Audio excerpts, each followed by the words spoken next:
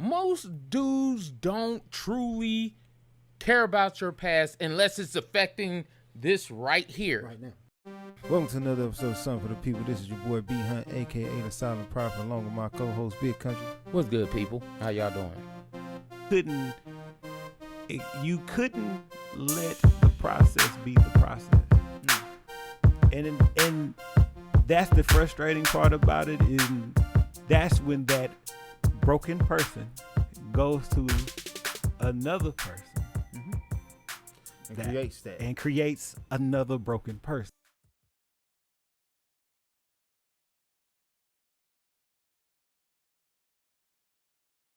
All right.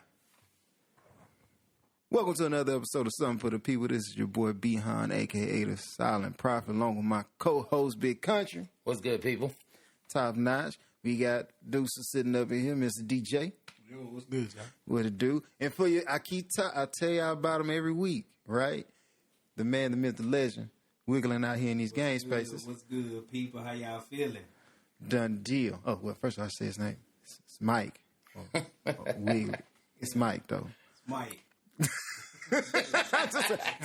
They call me Wiggly in cyberspace. That's you what call me Mike. That's what it is. Sure. All right. So we're gonna jump into it. First of all, so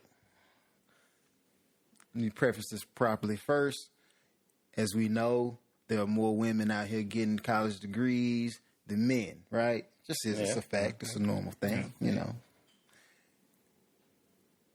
However, these women are backing away from having the kids early and all that, and they say they don't wish to date down. Mm-hmm. Okay. However, when men was out here doing it all, you know what I'm saying, we never called it dating down. It was just dating. True. How do we feel about this? Why is it? It's cool when they do. It was a problem if we did it. Well, I'm going to step out here because I'm going to say what I want to say anyway. This is stupid because one of the things that I really hate about what's going on here is you act like your parents, your grandparents, it was fine for everybody else, but now all of a sudden, oh my God, he don't have as much money as me. So you're sitting here saying he's not worth the time, but when the shoe was on the other foot and I had the money and you didn't have the money, just like your parents, your grandparents, everybody before, 9 times out of 10, it was the men that was making the bulk of the bread and things like that, and they were dating who they found attractive, who they want to be with. It wasn't about, oh, well, I'm dating down for this person. It was just, I like you, you like me, hey, let's see what's going on. Now, it gets to a point where it's like, oh, well, I like you kind of, sort of, but how much money you got? Right. It's just, I don't like how men these days are getting reduced to paychecks. It's like you a bag, man. You are not much, like, you know, I'm very thankful that I got, you know, my wife, and I'm in a space to where I ain't got to deal with it. Because I'm like, I don't think I'd make it. Because I'd be like, I don't. The married men that struck gold right now. Yeah. I mean, this day and time, the rarity of good women, y'all done struck gold. Look at it like this. Hold on. I thought about this, and I know it sounds janky, and somebody gonna be like, oh, you wrong. But if I got the finances in today's time, if I got the finances, you can't be mad that I got more than one chick. And no, that doesn't mean you get more than one dude. Because I got the money, you say I'm supposed to have the money in order to be with you. Right. That's what you're saying. I have to be this before you even give me a chance. So that already lets me know I'm better than you. Because you wouldn't date nobody less than you, as of what you're saying right now. Right. You know, we ain't going to want to date somebody that they feel like they got a little bit, not power, but a little... An edge over. You know. They don't want to feel like they don't want to feel like somebody has to help them 24/7 or somebody got to be that provision for them 24/7. They want to feel like I'm a king, I'm a man, I'm doing what I need to do. So when the women started coming through and making all the money they making now, what are the women supposed to do? Did the money put them at a stalemate now? Is that now can they not get a man because they successful? The world has laid out a path for them to be, because the world has laid out a real protective path for women to get successful a lot faster. Be careful. So what are they supposed? Let me explain. You said the world. The world we live in, would you say that it is predominantly built from the man's hand, or the fact that money and currency exists and that's what's leveled the playing field? That's what everybody gets to level everything out with. Who came up with the currency plan? Men came up with it. Who came up with the fact that you ain't got to go over here to get water? You just men built this world. If that's what you're getting at, men built this world. So, if men built the world in a way to where y'all was complaining about the whole being equals and leveled out, we made it where everybody can play this game. You go to work, you get a check, you come back home, you use the money, right? The money gets you mostly whatever you want. Because most people, I believe, they still want, family structures and raising children with good moral structures. I think there's a lot. I feel like that's what people want. Men that want that, but see, money that introduced that power factor now. Money that introduced that access, that influence factor, that it factor now. And women got a whole lot more easier access just by, youth and they look alone getting to the bag.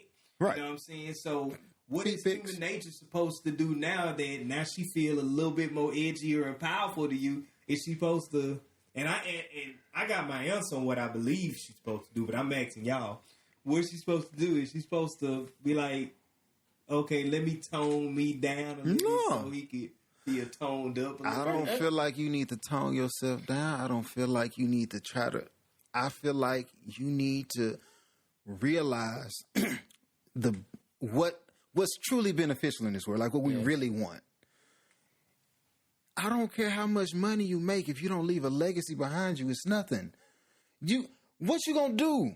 You gonna have this crazy amount of money to take to your. They're gonna tell the legacy gonna be on your name. It ain't gonna be in my name. It's gonna be in your legacy.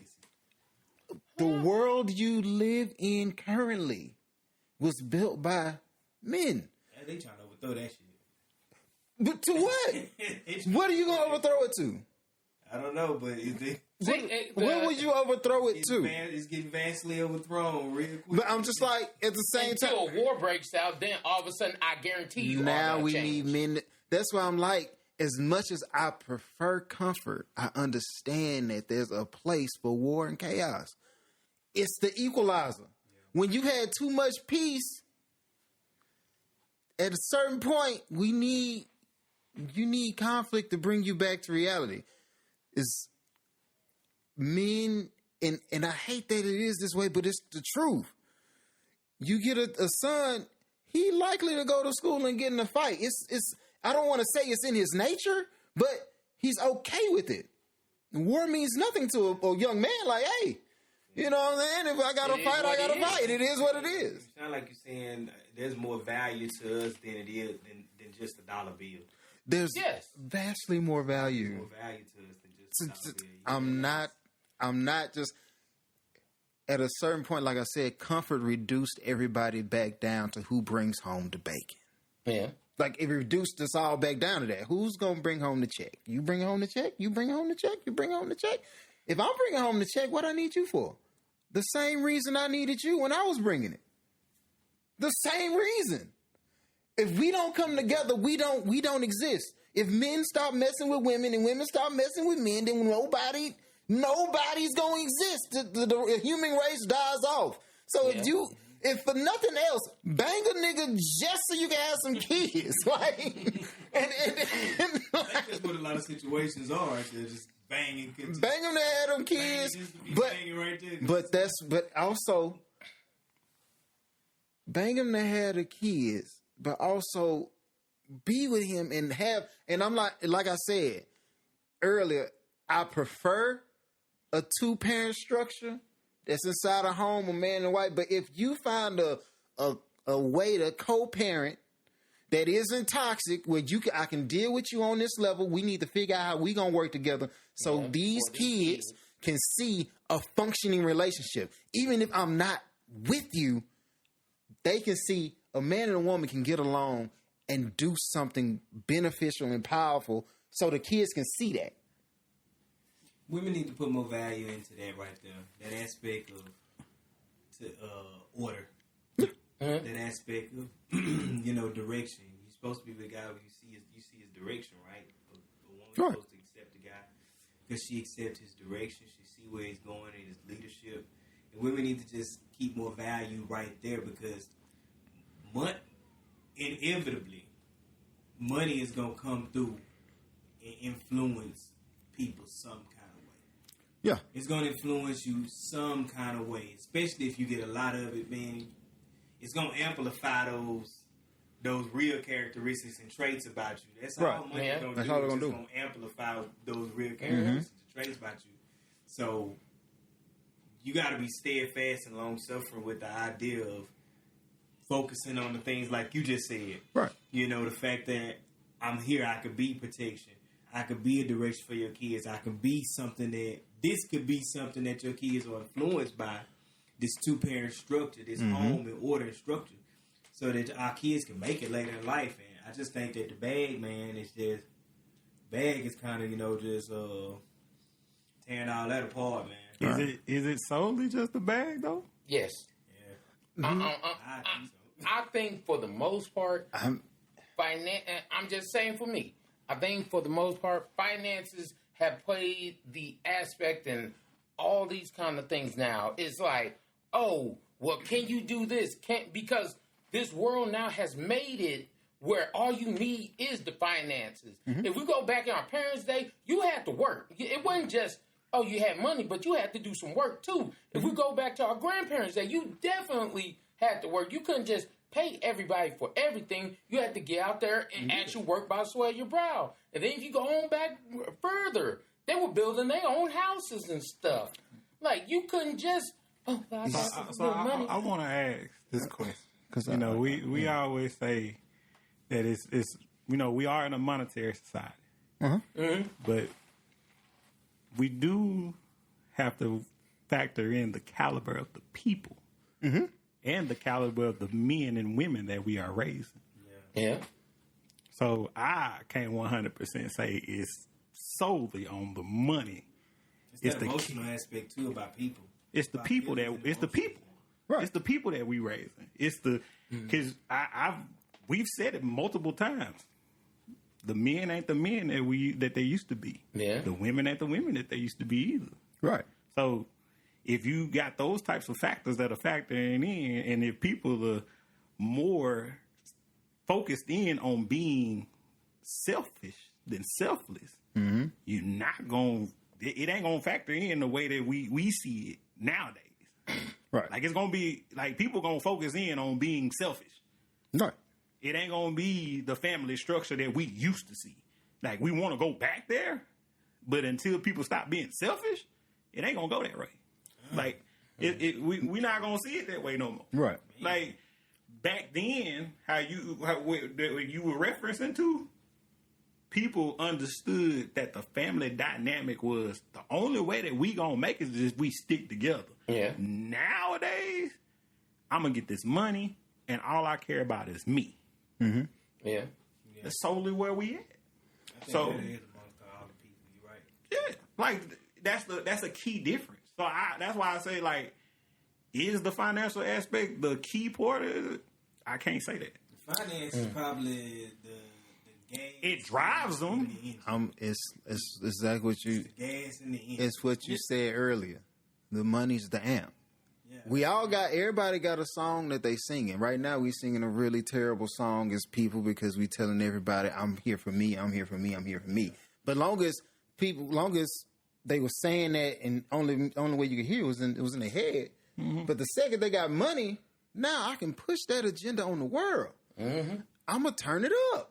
It's like when you got your music in your car and you ain't got no system, the cops never pull you over.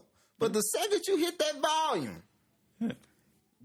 the problem is ain't nobody policing the people with their music too loud. Yeah, your music too loud and it's giving the wrong message. You know what I'm saying? You saying the wrong thing, and a fool with money is a fool when he get money, it's still a fool. He's just an even bigger fool because he has the food, the He money, got the resources. Make more fools. It's going to amplify the error in your ways. It's either going to amplify the errors in your ways or the disciplines in your ways. Yeah. Right. You see what I'm saying? Yeah. Just like we were talking about with that $75,000. It's like if you were taught how to handle money, you like, okay, when I get more money, I'm going to handle that money the same way I handle my other money. Now, if you ain't never had money and somebody give you a huge chunk of money, you're going to do the first thing you could think about. Yeah, you're going to blow it. So, like, that's why I just wanted to throw that out there. Because it's like, family dynamics, people falling in line, not understanding visions. Like, I understand it. And like I said it before, like, you as a man can't expect for no woman to follow you if you don't have a vision yourself. Right. But also, as a woman, if you don't have the mindset to follow and you're going to question everything, y'all dynamic ain't going to work either. That's true. So, like, both of y'all got to be on the same page. Like, the whole family structure the foundation has to be set. Yeah. Y'all have to have an understanding, and y'all can't just go into the mindset of doing it just to get along. Yeah. Like, if y'all gonna build something together, build it. And if you ain't gonna do it, just don't even start it. Right. Yeah. And I also wanna throw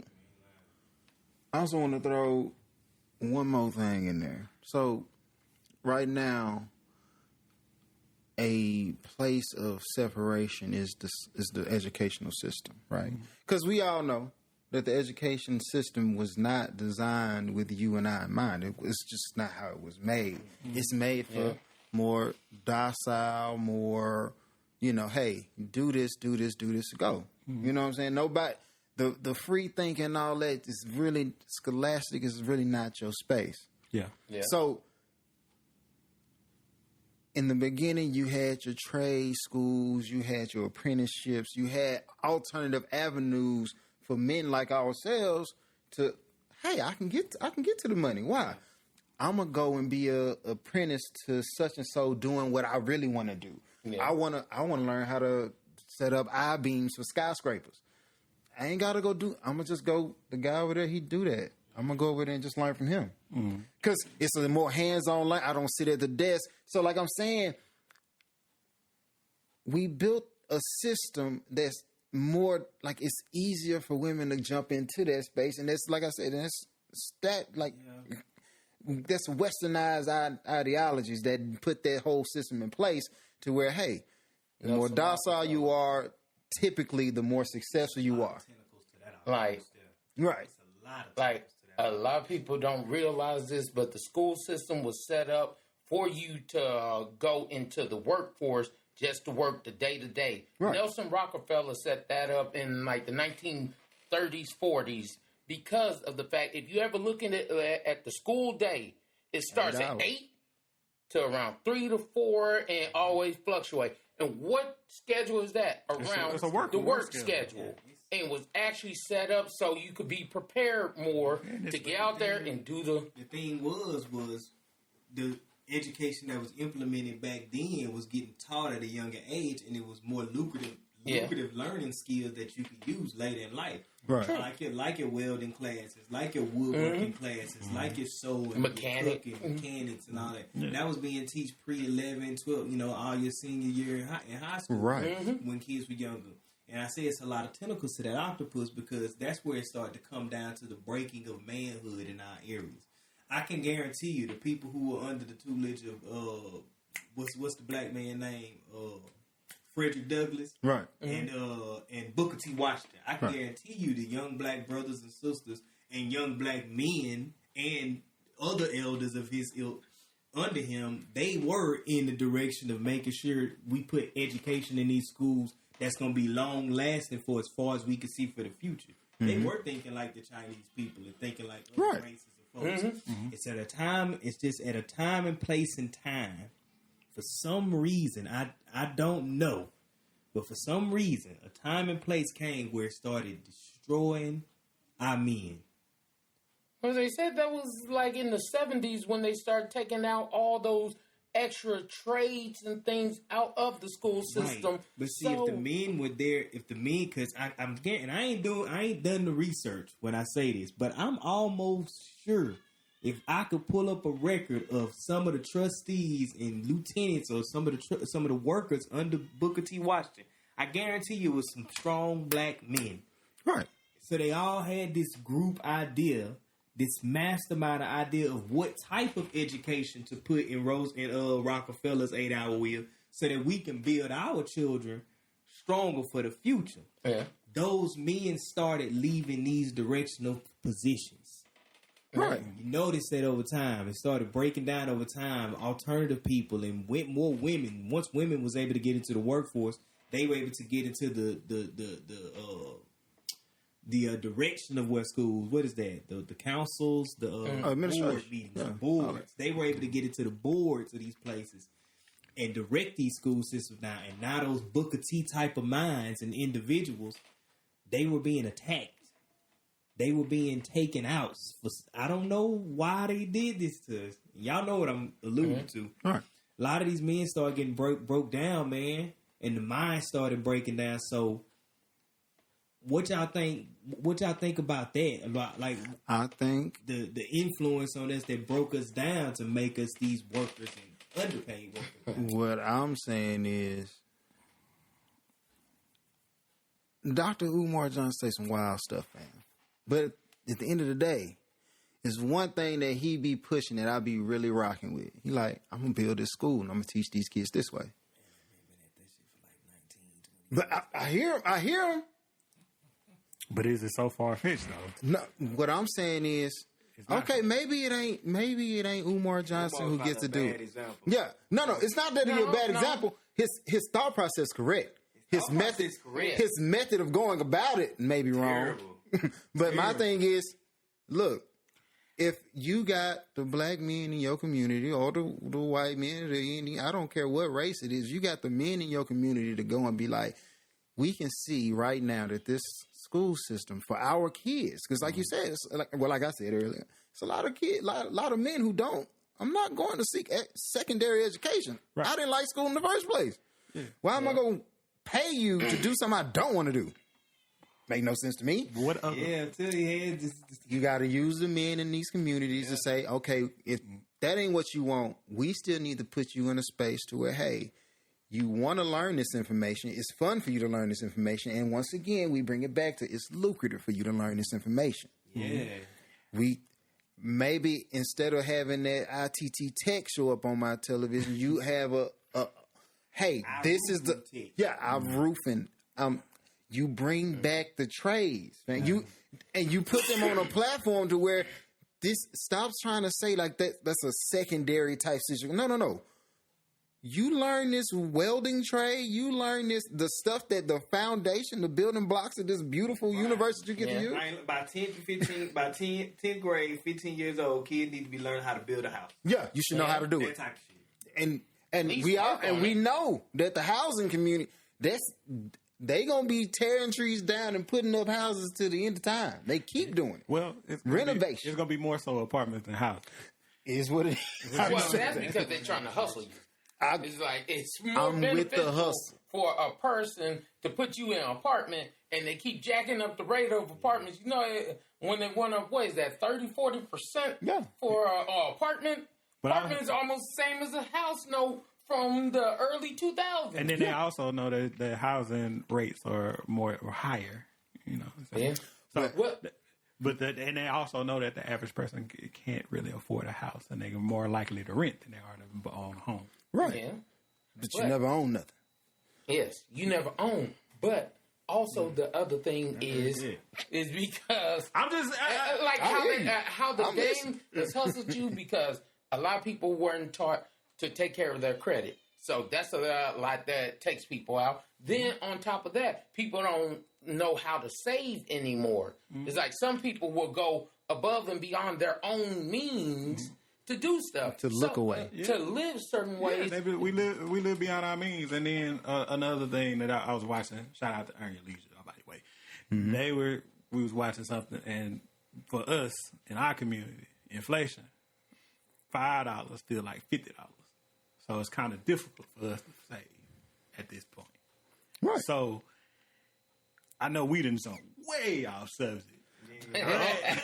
Are we off subject? I'll bring you back.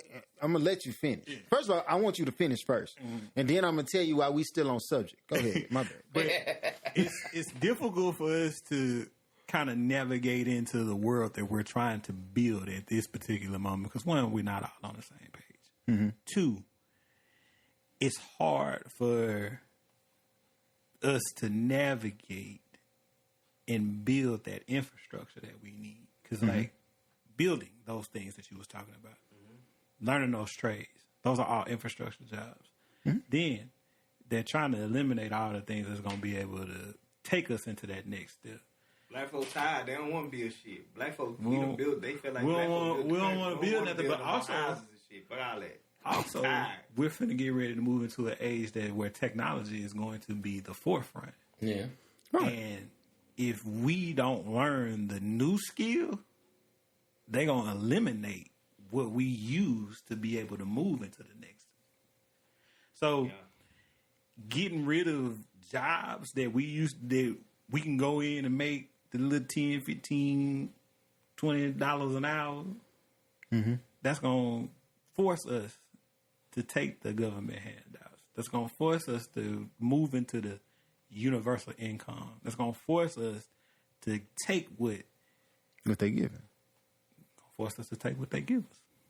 Agreed.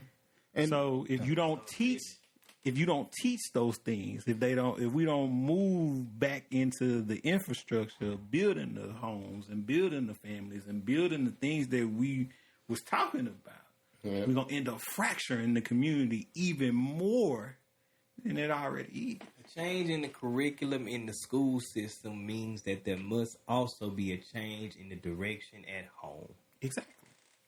Structure at home. Because if the structure at home isn't founded on the correct principle, now you all may say, well, correct is subjective. We know what we're talking about here.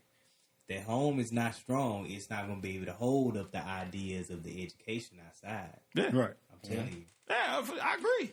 I'm bringing it around, Rob. Go ahead. Yeah, I was gonna bring them points to the table to tell you why we were still on it, but we still on it. Yeah. You know what I got you. You know, that's all I'm saying. Yeah.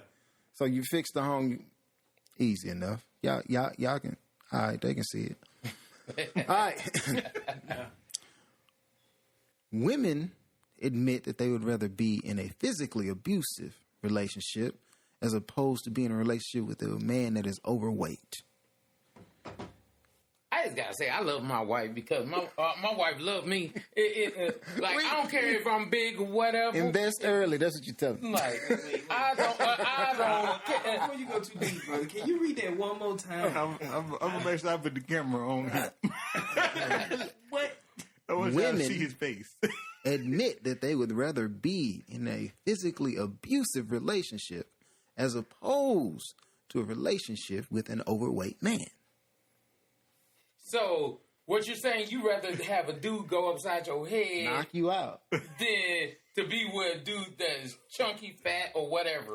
You'd rather that's what I really thought I heard. I was just trying to make sure they heard it too. Yeah. They heard it, I heard it. I did hear what I heard. But the logic in that is so flawed, and I'm like, I don't know what to tell you. I really don't, because I'm like, for you to sit here and say, I'd rather be with a skinny dude that beat me up than a dude that's overweight because of what? Like, the dude overweight is what? Like, when did becoming don't get me wrong, there's different strokes for different folk. If you want a skinny dude, get you a skinny dude. If you want a big dude, get you a big dude. But you sitting here telling me that I can be in a relationship with a dude that knocks me out every other week, versus a dude that's overweight because I'm not 100% attracted to him. You know, most dudes will step to a plate and be like, hey, we can work out together, baby. I ain't never heard a dude say, oh, man, I don't want to work out because... Man, that's making me like, what woman said this, bro? What kind of woman said this, man? Wait, what? And this is what I'm saying. Nobody won't come out and just say, yeah, I said that. Like, stand on it. If that's what you believe, stand on that. Don't say it, behind your friends or where nobody can see you. Nah, I want your mama and your grandma to see, baby, because I know my mama and my grandma would be like, baby, you stupid? Like, we need to get you some classes or something. Like, I'm trying to think of some type. You need some education. Few reasons why she thought that was logic. It's because there is no logic, my brother. There is none. I'm gonna stop you from trying to rack your brain, trying to figure out a logical reason. I saw you. I panned the camera on you so they can see the confusion on your face for you trying to put logic. It's an all-time low. Because there is no logic for this. There is no logical reason why you would want to get your ass beat by anybody. Mm-hmm. Tall, short, skinny, big, blue, green, indigo, violet. Yeah, I just quoted the Roy G. Bill. That was my education right there. You know, see what I'm saying? But I don't understand this at all. This makes no sense. Whoever put this question out there, that was stupid. It's just dumb. But I'm a big dude myself, and I ain't out here whooping on nobody for no reason. What's the point? I'm gonna get mad and just hit you? I mean, I know skinny dudes that they'll put their hands on you. I know a big dude, he'll knock you out. Like, it don't make no difference. But what's the point of this? Like, it makes no sense. First of all, whatever happened to happiness? Like, I just want to be happy. It's foolishness now. At this point, ladies, I just want to be y'all happy. Just don't want to be in no relationships. That's what they really need to say. Just tell you the truth. Y'all don't want to be with nobody for real. Like freedom. What the Dark Knight said on that movie, Bane said on that movie. Victory has defeated you. Victory has defeated you. Ain't that what he said on Bane? I think I heard that from Angry Man. I think I heard him tip it. I think that was it. 3. Victory has defeated you. Seriously, y'all at the point now to where you thinking you can have exactly what you want, even at a cost of getting beat. But you know what though? I ain't gonna even. I'm not gonna condemn all those. You're gonna have to deal with the big. You're gonna have to deal with trying to get the big dude in shape, and or going to. You ain't even gotta deal. I'm not gonna condemn all of them. No offense to the big guys, but if you like the big guy, deal with the big guy love. You know, it's a lot of loving in there going on, but don't. I'm gonna say it for my boy. This fat boy swag over here all day. And ladies love. They both got rings. Like, you know what I'm saying? It's a win. Just deal with the big man. That's a win. It's okay.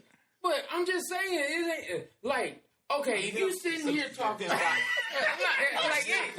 it's getting on my nerves. You know, I don't want the sister to go out there like that no more. I was sitting back now. I was letting y'all have the man and the woman wars on YouTube and Facebook and Instagram and stuff. And I was like, you know what? Because everybody believe what they want to believe about it. It's money. Once, like I said, money and access, the power of Google, being able to get what you want. Go out, I'm fly. I know I can get better than you. I didn't feel bad, but one little sis said, "I'm gonna get beat." Punch me. As long as you in there under the dumbbell on the chest, bro. You know what I'm saying? This makes no sense. But then, even if you're skinny, don't mean you're in shape. There's a lot of skinny dudes can't run to save their life. I'm just saying, look. But I ran my son now when they was at basketball practice. They had to do this little lollipop thing. Chugging that mud. They have to. Yeah, they did practice the full practice. Understood. They got youth though. They got youth though. You know what I'm saying? They supposed to be able to outrun anybody. They bounce back should be strong. Crazy, yeah. They supposed to be outrun anybody at that age. Shame on the kids, man. Man, let's see. This is just crazy. Look at his face. I want the people to see. That's Look the at him. He just don't understand. It's a high level of confusion. What can you say though? Like, what can you really say that makes any kind of sense? The only dealing with some of the women that I've dealt with in my time here on planet Earth, they do like they like it rough. I'll say this. They do like it rough. I was once, being intimate, mashing on one, and as I was doing my thing, she literally grabbed my hand and put it around her neck and told me to squeeze. Like, Oh, yeah. But, I mean, I have no problem but that was the first time. Now there's a difference between. So I just think that. Go ahead, man. There's a difference between somebody choking you during an intimate sex reception than somebody hauling off and knocking your ass out. There's a difference. Look, hold on. So I gotta think that that's just her translation of foreplay before we get to. Do somebody need to jump beating you gonna do to me later? Somebody need to jump off the top rope and people's elbow your ass or something. Hold on, because I know that can't be it. I have to buck against that one. Look at my hands. Like, I'm a big dude. I could choke somebody, wrap my full hand around most people's neck. But if I ball my fist up and punch you in your jaw, you ain't getting up. You not. What she's saying though, like maybe she just talking about getting popped up a little bit in the car, No. She said you physically. A little out of line. I told you to go in the store. You here arguing with me about these lemons. Get your ass. Get out of here. No. Physically abusive like relationship. We talking Ike Turner or Heavy D. We talking about crackhead ain't get a hit and he mad. Type of beat. Dick. Yeah. And they rather be out there with that. I'm going to just sit back and let y'all talk. It makes no sense to me. Look, what I'm saying. It don't make no sense to me, and I'm still talking. This is stupid. This is what it's come to, fam. Nobody at a certain point. One, I'm gonna say it, I said this long ago. I'll say it again. Other people know when to turn the camera on, fam. Because every woman that was on that little thing talking was all sisters. All sisters. This was a group of women doing this. Black this women. Wasn't just nothing This was is black women. The grocery store you may have seen on the black women in here talking about this. What I want. I'd rather have that than that. What show? I gotta go look at it. Okay. My brother said I got to go find this. I gotta see if this is real live. I bet you it was a lot of the girls. No offense to these, but I bet you it was a lot of the girls that had the weavy hair, the makeup, and I'm gonna find the diamonds on. I'm gonna find them kind of girls. I think I sent it to you. It couldn't be because when I saw it, I was like, "This is crazy. This is stupid." They probably gonna come find us. I don't be looking at half my stuff. I'm fine with it. Look, because it's bad because I used to watch all of them because I'm trying to hear different people's perspective. But when I sit back sometimes, I'm like, I don't know if you just saying this because you want somebody to comment, or if you saying this because you really believe this. And if you really believe this, it's a level of. I'm gonna take a page out of Dave Chappelle's book. What? This is what happens when keeping it real goes wrong. I'm just. There has to be a check to some of this. There has to be a check. Somebody got to come up and be like, no, I hate to say it, but maybe we need like old school groups where it's like 20 or 30 men and 20 or 30 women. When we find out you perpetrating, hey, we succeed, we can pull that card, we call you in there, hey, this is what you feel? We're going to beat you out of this. Yeah, we're going to fix you. We're going to fix that real quick. Because you're making everybody... Yeah, I was going to say, you just said beat. She probably going to be like, that's what I need. Yeah. She already rise for the child or something. You might end up with a second wife messing around swinging on. This ain't what you need. This is what you want. It's what you want. Man, I know she just don't want it from you. I just like, you know what I'm saying? You know, because you don't fit the profile. This don't make no sense though. And the sad part about it is, I was sitting there thinking. The sad part about it is, I don't know if this is just statistic, but I bet you 8 out of 10 big niggas are very, very smart. Y'all ever notice a lot of your nerdiest friends? Yeah. Be big dudes. That's true. A lot of your dudes that know all of the stats across sports and they able to juggle different hemispheres of knowledge. Big dudes. Big dudes. You know what They I'm saying? focus. I mean, When you trades and welders and people that Bigger guy. but okay, you selling yourself out. I'm gonna be real. I'm gonna be real. Before the I'm pretty 90s, smart, dog. I ain't gonna lie to you. like honestly, because they actually do say this. Before the 90s, looks and skinniness were never cared for.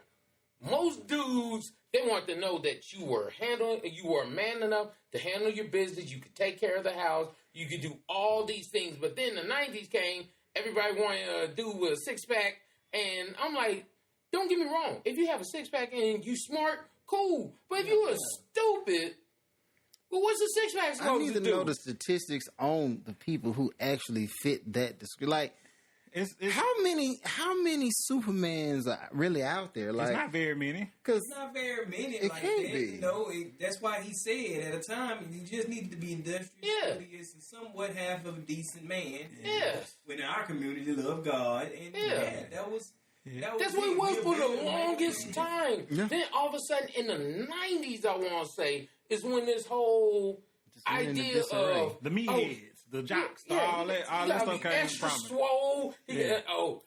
He could be dumb as hell right now. But, he's swole. He look good, though. It's like, we're going to be in this cardboard box. I'm going to complain about the cardboard box, but I'm not going to actually... But because they got their other needs taken care of as far as my housing, my car, my education. comfort strikes again. I have my home. I got a little dog. yeah.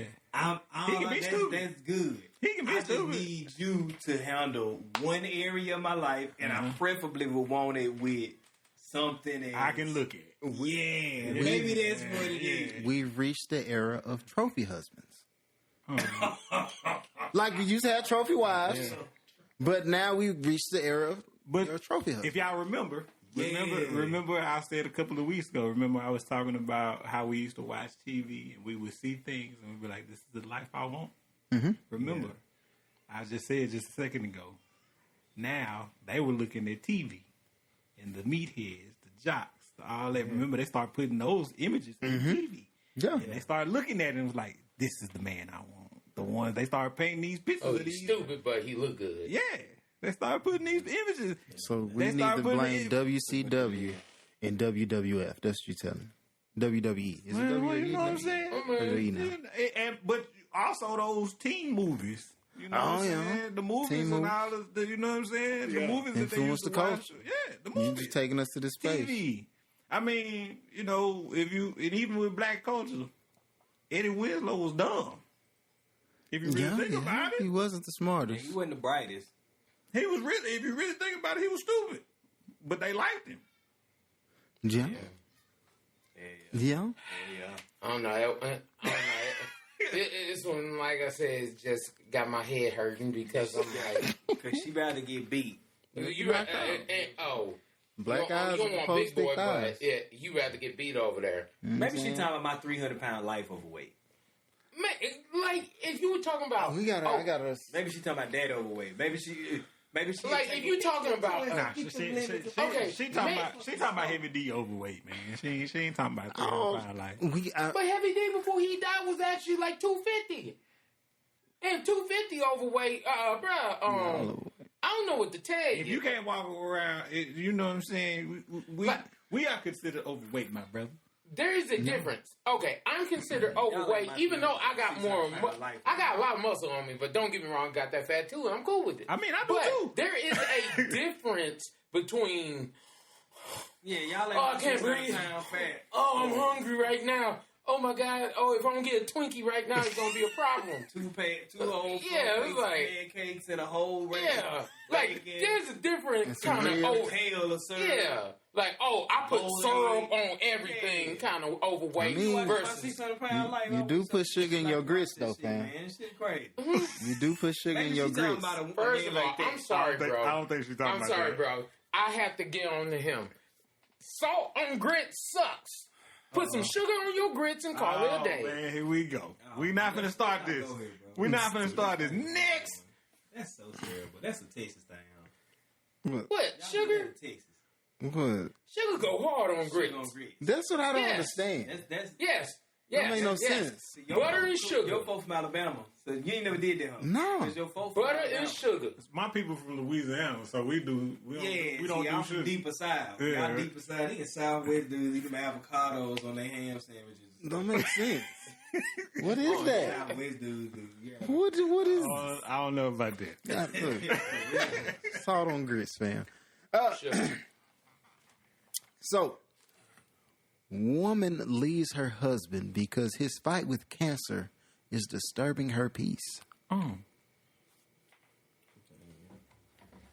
It's bad because these topics right here make me like, oh, I'm glad I'm married. I'm like, I mean, she married. No, she living. I mean, I'm happily married. Okay. Like, I'm sorry. Quality because if you sitting here telling me, like, whatever happened to through sickness and health? That's going out the window. Bro, now, hold on, wait. Now, sickness and health, all that kind of stuff that you asked for. She's waiting on the death do you part. This is what I'm saying. Before we get to jumping on this woman case now, okay? Keep in mind that it's more likely that a woman stays with her man under an illness than a man stay with his woman.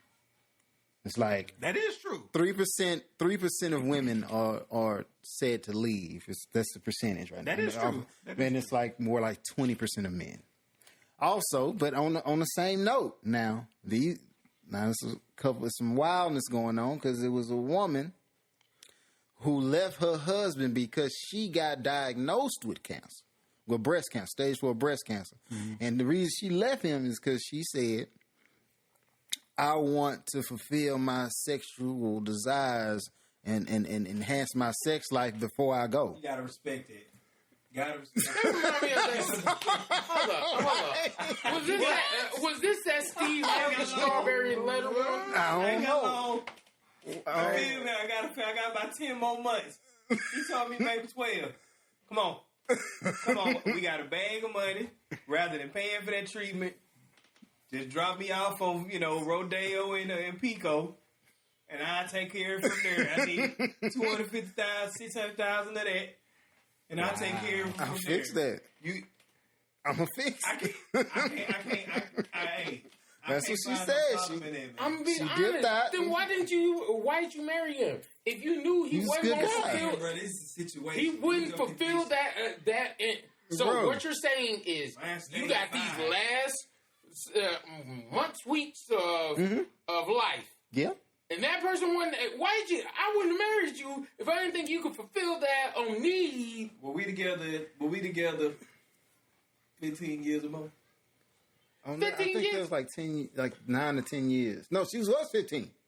She was at 15 years. Let me do this, man. Let me do that. Why if it stays 5 at that point, brother, I still got. Let me do that. It's over with. Why waste your greatest years? Oh, me, I'm finna die. Go and find a lady that you can give all that vitality. Of the family, you can get that vitality. I'm with her, man. I'll head on to Houston. I might go ahead and do that. I mean... So, hold up. But what's this fantasy you want? Bro, whatever it is. No, there's a difference. There's a difference because this plays with anybody's ego. Now, if my wife was like, hey, I wanted a fantasy of getting a train of 6 niggas. Okay. That's okay, I understand you going over there for that. But there's a difference. Like, for example, if I said, my wife knows my fantasy. What's worse? I was thinking maybe she just, have a couple boyfriends, one like Barbados, maybe one. What you got? That's your fantasy to have like her fashion, a dying old lady of cancer, because she can't take all that Rambo. Wait, no. But that's what I'm saying. You're not gonna sit here and talk about. She wasn't old. She was like 38 or something like that. I think she died at 38. Oh. She's trying to live it up. I mean, she's trying to live it up. She just wanted some, you know what I'm saying? She just wanted something you can provide. It hurt me. But you know what? When I sit back and have a draft or two about it, bro, I might understand. I'm like, bro, like I might understand. For her, like I can't trip. I'm like, what we've discussed here, what we've figured out here is that there are two amps to life. Mm-hmm. Money and death. Money makes you go act the ass. Yeah. And death, if you know it's around the corner, it gives you permission in your mind. It justifies it. Let you do the last before you get in the grave. Let me go ahead and, you know what I'm saying? Let me go ahead and try that real quick. Let me see what that's like. You know what I'm saying? Because I know if you give me a life sentence, 3 months, fam? Fuck that shit. I'm robbing this bank today. It's imminent. I'm robbing this bank. I might get away. What else do I have? What else do I have? You taking? I'm finna lose the only thing that we really got, because there's a lot of these people who think that we got money is fiction. It's real because we allow it to be real. We've all accepted it as a real thing, but the truth is, you have life. That is it. You got life, and life should mainly be about the people you love and the moments you have with them. That's it. That's the only thing. Mike don't know shit about my bank account, fam. Whether it's good, it's bad. It's just love. That's all we got. Love to see you coming. When you go do something and be positive, hey, I love seeing that too. That's it. That's the only thing I got. When Lord forbid anything happened to it, but hey, all I got is what we had. That ain't gonna hell of course correction if that cancer start going in remission. You gonna be like, you know, I told somebody that money was fictional and they thought I was crazy. Because if you really think about it, when they pay you, it's just a bunch of zeros going into it's just an a piece account. of paper with a number. I mean, but if you technical, nobody really gets paid in paper checks anymore. No, everything is direct deposited into accounts. Yeah, there's a bunch of It's a bunch of ones and zeros going into accounts. Anybody digital currency? Yeah, you know what I'm saying. So like it's really nothing tangible that they're handing you. Paper money was created because it was a receipt for gold. Yeah, in it originally. Yeah. But if you get technical, the whole barter system was the original way of doing things. Yeah. I got something, you want it. You got something, I want it. Hey, I'm gonna get you this if you give me that. You then went to services. Yeah. Hey, yeah. You know how to build this. You know how to work on this. Yeah. I don't know how to do that. So, hey, I'm going to give you these apples. You go work on that for me. Cool? Mm-hmm. Cool. Yeah, that's how she's working it, though, because she's like, hey, you know how to lay pipe? I don't know. He don't know how to do that. So he had to borrow his cancer patient wife. He ain't laid no pipe? Look, fam. I'm just what you're saying, but I'm just saying. I'm just saying. It might not be 10 more months, man. It might not be the way that she wanted it. But how you think this gonna end? How you think this gonna end? Oh, we holding each other at night, you know. I love you, baby. Love you. Color. And you drift off the. This ain't no fairy tale. She not for that cuddling, fam. In this condition, this situation particularly, I ain't going out like that, player, man. You better take that 600,000. I'm gonna take my 600,000. That's what, $500,000 million we split. You better make something happen, player, man. Yeah. We had 15 years of goodness. Yeah, we was happy. But you trying to reach a level I can't. Physically, I wasn't born with 2 to 3 of them. I got one. Yeah. I got one. Maybe if we were old couples. Yeah. You know, because they do that anyway. Yeah. Old couples do that. But we 38. 38. Here you go. Go on. Here go that hall pass or that death pass. Or whatever. I'll cry in the car. Yeah, you gonna cry. Oh, you gonna cry. But going back to, because granted, it wasn't about her. I just brought her up to let y'all. Because right now, but the woman is leaving. She has left the husband because the cancer was just disturbing her peace. He ain't wanting nothing. She was like, from the story, she said, "Hey, he a cancer patient. He didn't tell me during the dating phase before we got married that he was a chronic complainer. He always got something negative to say." And when he got the cancer, he got even more negative. And then so he was. That's different. one of the main things of killing cancer is keeping peace and a state of oneness around you and getting back whole body. Right. You know what I'm saying? 'Cause they want you to do all of that while you're doing your other treatments and stuff too. You don't need to be having your head thinking about the worst of it. You know what I'm saying? You want to go... Shouldn't be stressed out. Laugh more. Try to send that in remission. I read a story about that. A lady that found out she had like 12 months left on cancer. With cancer in the brain. So she was like, she did sort of like what you said, just not that extreme. Leave her husband. She said, all I'm finna do is go to theater, and preferably comedy theater. That's the love of my life. I'm gonna do that for the rest of my days. And so she just started finding her greatest acts that she always wanted to see, and this, that, and the third. About the 9th month in the situation, they started seeing the cancer be in remission. Because of her mind state. I would hope you would do that. If somebody is going through those kind of issues, I would hope that, hey, you know what? I'm trying to make whatever is peaceful, happy for you. Yeah. But hell, if you on my nerves, hey, I got 12 more months. You're going to shut the hell up one way or another. Like, either I could leave, I kill you because I only got 12 months. It ain't like they're going to give me that long in jail. It's like, what they going to do? Yeah, first of all, come on. If you got 1 year to live and you with somebody that... I wouldn't want to spend it in jail. You know what? First of all, here's how we're going to do. To get out of jail? I'm going to leave you. Oh, no, you can't leave me. I'm going to leave you or I'm going to get rid of you. There's 12 months left. Like, hey, I'm going to find in peace at jail. Back up. Wow. Or leave. First of all, a year to live, I ain't packing shit. Well, I got what I got on. Like, you know what? And I'm going to go home and just be like, all right. Go out here. I'm finna go live my best life. I'm trying to make it to the Bahamas somewhere and just sit out on the island. Beach. We know not to make him mad. Yeah, because he gonna keep. I'm tired of you, fam. I am tired of who? I'm tired of you. You know not to kill. He gonna kill you. You know, we know not to make him mad. Hey, if I got 12 months to live, it's the best thing you not to stress me out. A whole lot leave him alone. A whole lot leave him alone. 12 months? The door. Just long but we come to the door gonna creak. Don't make it mad. Don't do. But what we determined here is that. So wait, let me just. Is this a consensus? Is it okay to leave a person who's got cancer if you know? I mean, if they the one got cancer and they want to make a big move like that, you know, I would probably stay with them for a little bit and be like, you know, let's think about it. You know, if I'm gonna be rational, be right about it. All bullshit. You know, but if they really serious about that and they the one got cancer, respect. Mm-hmm. Yeah, do your best. I would just have to find it in my heart to be like, you know what? They only had a few more days. They wanted to do with.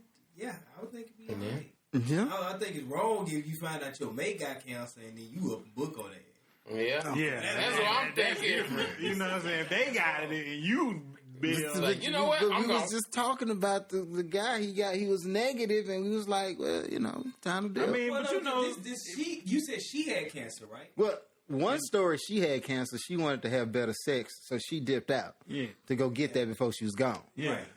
The other guy, he had the cancer, and she said that he complained too much, disturbing her peace, so she had to dip. I got cancer, and you're the nagging me, and I'm like, I'm gone. I followed you, dog. They were two different stories. Yeah, two different stories. Yeah. Oh, man. Yeah. That's why I was following. Now I got to fix my statement. I'm like, all right, well, you know. That's what I'm saying. No, because I'm thinking I only got 12 months to live, and you just pissing me off. Hold up, you just going to keep pissing me off? I got 12 months? That's what I thought.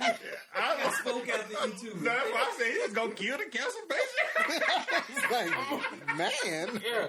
My bad. Now I got to fix that. I apologize. Like, dang. Okay. Man, we just. Because I'm like, I got a year to live, and you keep on making me mad. Hey, I'm gonna either leave I'm going. Hey, I got 1 year left. 1 year. That's what I'm thinking. Not what it was though. No. I was like, for the sex person, I was with y'all. Like, hey, if you want something that I can't provide and you ain't got a lot of time, look, I'm gonna treat it like a flash sale at your favorite store. That video game just came out, and you mean to tell you want to go and buy the game instead of go buy the game, shit. Yeah, go do your thing. Vice versa. If you want to go ride some peanuts, I'll probably still, I don't know. If you a nagger and you ain't, especially if I'm trying to help you out in this. If I'd have stuck around, knowing that you had this for a little while, you know what I'm saying? But you know, some people don't know how to handle adversity, though. Yeah. You know what I'm saying? It put them in a different mind state, and it messes with their mental. You know, people don't know how to take certain stuff. All right. So, if you one of them people that know how to take stuff on the chin and be like, and look at the positive outlook on stuff, then it's a little different for you. Yeah, it might be different for you. Yeah. In that case, then y'all, you know. Yeah, it's a little different for you, but you know when some What stuff they not trying to help themselves though. but that's what his situation was. Yeah, some people don't know how to adjust the stuff. Like when some stuff hit people, they just be like, you know what I'm saying, and the world just fall from up on them, and they don't know how to recover. And so, like, if you tell somebody they finna die, it's just like, oh my god, like, yeah, that's everything just start flooding in on them, and they just don't know how to recover. So I'm gonna die anyway. So you know what? I just stay with the nagger until they die. So stay with her. Hey, stay with them. I got a random quick question. That's a tough question. You know what I'm saying? A random quick question for you. I ain't gonna kill him though. Honest question.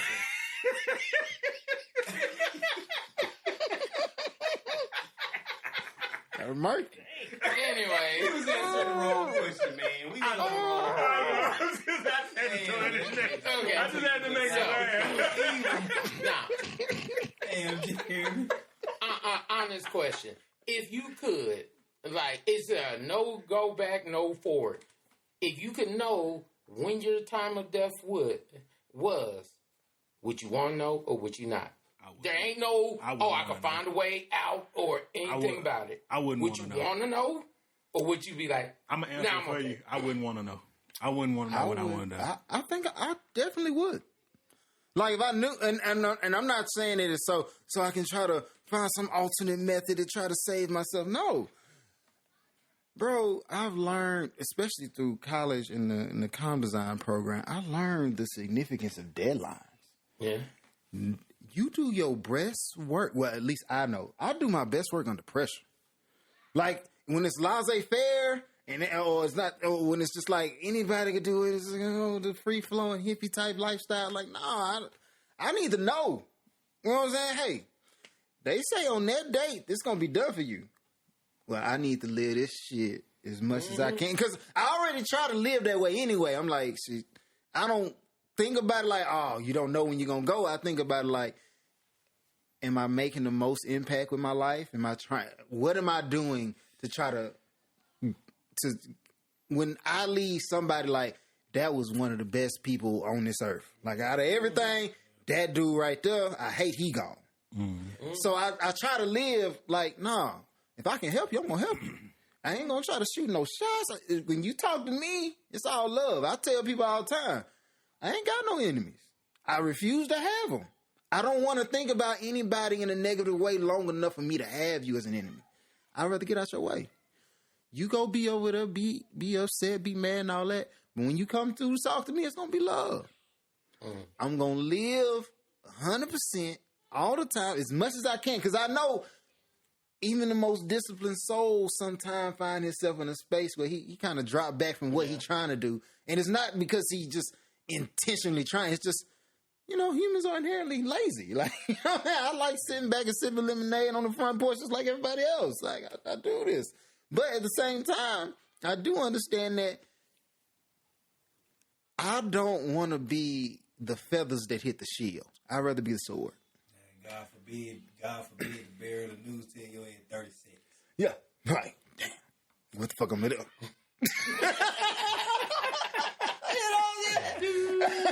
for real though. I'm trying to go hard as possible. What about you, Mike? I like Brian's, Brian put that on my Libra scales there, man. So you started moving things around, Brian. I'm just saying, fam. But I don't think I want to know. I'm going to be honest. I don't want I want to know. You want to know? Yes, I would rather know. Because if I had, let's say I only make it to 45, which I hope I do make it past 45, yeah, but let's just say I only make it to 45. Hey, I'm 36 years old right now. I got 2 children in there that I think the world of. I got a wife that I love more than life itself. I'm trying to make these last years the best they could ever experience. I'm going to have my will in place. I'm going to have life insurance out the yin-yang, because what ends up happening with a lot of black people, they had life insurance, but then they let that mug lapse. Then, like a couple years later, they die, and now it's somebody doing a GoFundMe or selling plates. Let me throw that caveat in on you. No, you can't play your life insurance after I tell you this, though. What? Nah, you can't throw Curveball. I mean, if that was a scenario, You ain't out there now. But the only reason, the way I think about it is because if I know we all know there's an end date. We just don't know when that end date is. Mm-hmm. And we live in the comfort zone. Yeah, so we'll live in, I could do that tomorrow. Oh, man. Like, certain things that I'm doing, working on with my house. It's like, certain things that I did, then I stopped, then do it again, then stop, then do it again. But if I know, bro, I only got like 8 more years, 9 more years, we gotta make sure this is done, make sure some other stuff done, make sure all the stuff is paid off, make sure I got everything saved up for my family. Hey, ain't no more, we're gonna take certain trips because I want them to know daddy loved them, that they husband loved them, but hey, it's already there for you. But you set. Like, you sound like that's just showing the love of the world. I have to be a jerk on this. I'm more spiritual than just Christian. Don't get me wrong. I have a lot of I don't tell everybody all my stuff because some people always try to give you that pushback. It's like, well, what about this? I'm like, hey, we've all sinned, and the Bible says there's no sin greater than the other. So, hey, if I said it wrong, hey, let God be the one punish me on that one. It's like, okay, cool. But I look at it like this. I do want my family to know how much daddy loved them, how much daddy was here for them, all the things that have them set. That's just my thing, because I'm like, that's how I look at it now. It's because my legacy, my children in there and my wife, I want them to have all the things they possibly can have. That's why I'm trying to build things now. Is because I want them to have those things. I'm like, for me, I could live in an apartment, call a 1-bedroom apartment. We call it a wrap. how you saying this? We don't do these things for ourselves. We don't do these things for ourselves. But it's crazy to me, like, we can have a conversation. Like I said, we have a conversation. It got a little deep because of the cancer part of it. But at the same time, just because you don't know the day, does that change? Because I think my question is this: how much more would you love your kids if you knew you die tomorrow? Would you hug them today? Hell yeah. You still, yeah. Would you take them to the park instead of saying, "No, I don't feel like going today"? So I'd be like, the reason I can know the date is because the date really don't fucking matter to me. I'm gonna go hard for mine every day because I constantly think about, like, shit. It's not the dying part that's necessarily scary. Yeah. It's the like I said, I worked at a hospital. I sat with the people who had, like, they knew when the doctor done told you, hey, you got this long to live. Yeah. I've seen the dudes coming in and their family coming in there. They don't know how to talk to their dad because they never had to talk to him before. He was too busy. Yeah. When he was living, when he thought he had all the time in the world, you were secondary. You still looked up to him. You still loved him. Yeah. But his job came first. Yeah. Instead of taking you to the park, I'm going to go wash the car. Instead of taking you to do Nah, I got a business meeting. I always got something else. And in my mind, in his mind, because like I said, I'm able to sit down and talk to the dude because I'm working here. I'm going to be here 8 hours. Y'all going to be here like 30 minutes. I'm sitting here fixing doors and fixing windows, and he telling me like, his life. He telling me the truth. He in tears over here like, man, I just want them to come sit down in the chair and just have a conversation. Why they keep bringing these big-ass plates? I can't eat that. Yeah. That's going to shorten the time. I can't eat this. Yeah. So what I'm saying is, before I get to a point to where I can't eat the food, before I get to a point to where I just want you to sit down and talk to me, let me invest in what matters. That's why I said the only thing you got is life. Once you've seen, I'm talking about people got whole wings of hospitals named after their family, fam. Yeah. So money is good. All that meant nothing to these people. The only thing this man wanted, the only thing, What's time? I want more time. Mm-hmm. And it's not more time to go back to fucking work. It's not more time to argue with your wife. I just want more time to talk to my kids and just talk to my wife and just call somebody and be like, hey, what's up? Show some love. Mm-hmm. Like, he ain't ever tell me about such and so I had an argument with. He ain't give a fuck about them. That don't matter. That's why I be telling people I don't have enemies because I don't have time for enemies. Right. If you ain't going to show love, don't show up. Don't waste your time. I ain't got enough. And like I said, I don't know the date. Yeah. Oh, hell. I don't know the date. I don't. The reason why I don't care to know the date is because I try to live my life like tomorrow is it every single day. Yeah. Like, it may be a little extreme, but I think extreme every single day. Like, that side of my Libra brain works that way.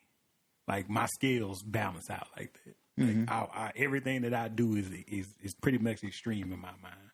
And it was something that you said to me that kind of shifted my way of thinking. Mm-hmm. It's the fear of not knowing or not trying as hard. All right. And so I took that to heart. And now I shift my way of thinking and try to go as hard as I can at anything that I do. Yeah. So me not wanting to know the date is me being like, okay, tomorrow may be it. So today, I'm going to continue to go as hard as I can because I may not wake up tomorrow. Right. Right. Agreed. So that I like the thrill of not knowing. I dig it. The roulette, the gamble, that's probably the only gamble that I'll be okay with and I feel good about is not knowing when the day is. Mm-hmm. Because of the reason he said, because, every day I got to go hard.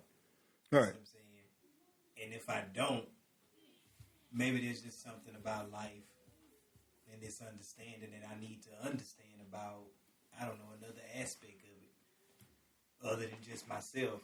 Mm-hmm. Maybe there's other things I need to pay attention to. And being on this side is an adventure for me. Being on this side is a whole other learning lesson for me. Right. So if I in afterlife, if there is something that I can remember, if there is remembrance in some type of way, to me to know how it all suddenly ended for my story would almost be something I could pick up in the afterlife. Now this is like, right. I'm like Jeremy with an esoteric thought pattern on that. Right. But I like the thrill of not knowing, living every day to the fullest, and when it all happens, if I do have some sense of remembrance, because no one knows what's happening in the afterlife. True. Right. I honestly think that now that we had this being, I think that it might be some sense of remembrance, this powerful soul that powers the most complex creation this side of heaven. I think it will. So I think in that pattern, when it all happened, boom, man, what did it lead up to? What was I doing? That's some far out thinking, though. Understood. Still. And also, just so everybody knows, no caskets, okay, on this side. I don't want to be in a box. Just so you get it clear, okay? Not saying I'm gonna die anytime soon. I want to live a very, very long time, and not most likely, but I may outlive a lot of you in this room. Dang. Just look, I'm just trying to speak positive and be, the conversation itself is already going to be hard, fam. You got to let it be what it is. Yeah, I mean, I told my wife the same thing. I want her to, take the money. And if she was to outlive me, you know what I'm saying? Yeah. Don't put me in no box. Just go ahead and... Walmart bed sheets and find a apple tree or orange tree or some tree, fam. Throw the dirt down there, put the seed in there, let me be the source for that. And I want some real apples. So I don't want that little fake GMO shits. I want the one that you like, nigga, when I eat this apple. Like, I want. They ain't gonna let you do that, though. I ain't gonna go that far. I was gonna say, we that's another conversation for another. I know where you're going. That's another conversation for another. They gonna let me do it. If I got a box of burn. I'm gonna grow mine. I'm gonna grow this tree. He said he wanted a lemon tree or an apple tree, mango.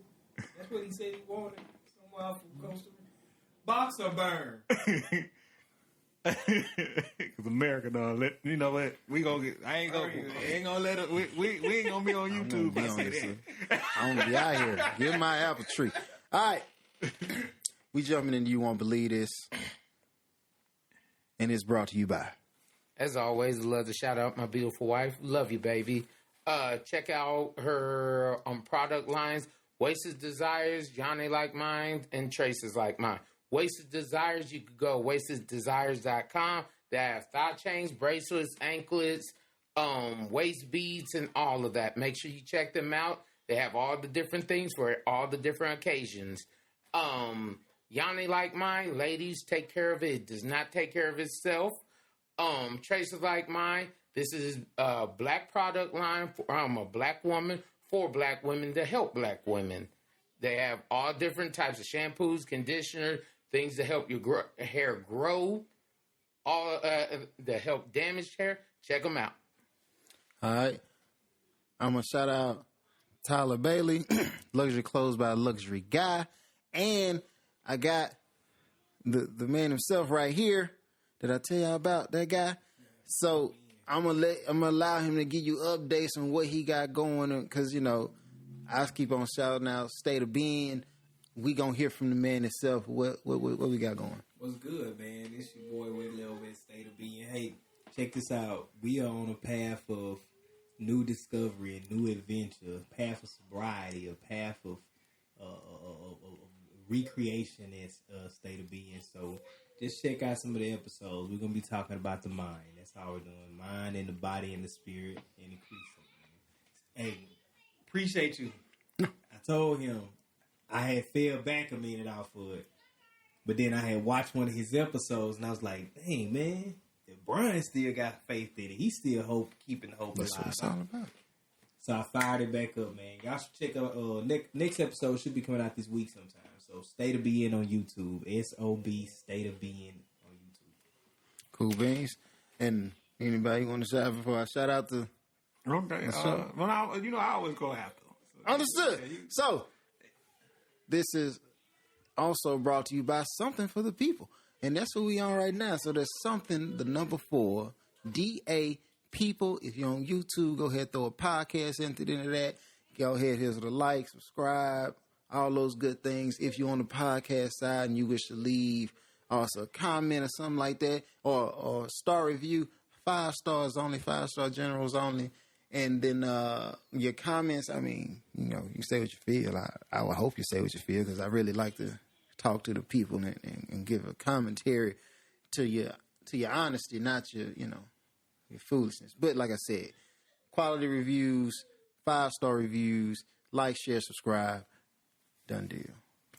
Yeah, and just to piggyback off of him, check us out over there on Fanbase. Run that up. We're trying to build that up over there. Also, if you're out there and you want to hop on the show, leave us comments and, run them numbers up. We're trying to build up, add up, run up, become part of the community. We just trying to build something special over here. We want to be at the top of your list. But like he said, if you don't want to be a part of the community, just go be a citizen somewhere else. Like, if you just really not feeling this, we just told you about State of Being. Go over there, show love. Wherever you go, show love. Wherever you go. If you want to go over there, listen to Joe Budden, go show love. I don't mind. I'm happy that you go. I listen to him too. Yeah. Earn Your Leisure, I listen to him too. Yeah. Social Proof, I listen to them too. Yeah. Show love wherever you go. If you got to show hate, disappear from that one. Go where you can show love. That's what I'm going to say. All right. So, man has 7 children with 7 baby mamas and tries to use red pill logic to justify why he shouldn't pay or take care of any of them. Hey. Expound. Okay. There's this man, he's been on Facebook, YouTube, and all these kind of things. Basically, he's talking about, all these women, basically he raw dogging everybody, which is crazy in itself. And like, he don't like condoms. So, the thing, what he decides he's going to do, he starts sleeping with every woman unprotected. And then he was like, but out of all the women, 7 women decided they didn't want to get an abortion. He was like, I'll pay for the plan B. I'll pay for the abortion. But that's what all I'm going to do. He's like, no, I don't want to go get a vasectomy. No, yes, I love shooting up the club. And then he starts breaking down, talking about, these women are traumatically hurt, and they have to understand, you are the woman, you control the access, and all that kind of stuff. Like, the reason and he came out talking about that, if she wouldn't just let anybody in her body and all this, some of the red pill talking points.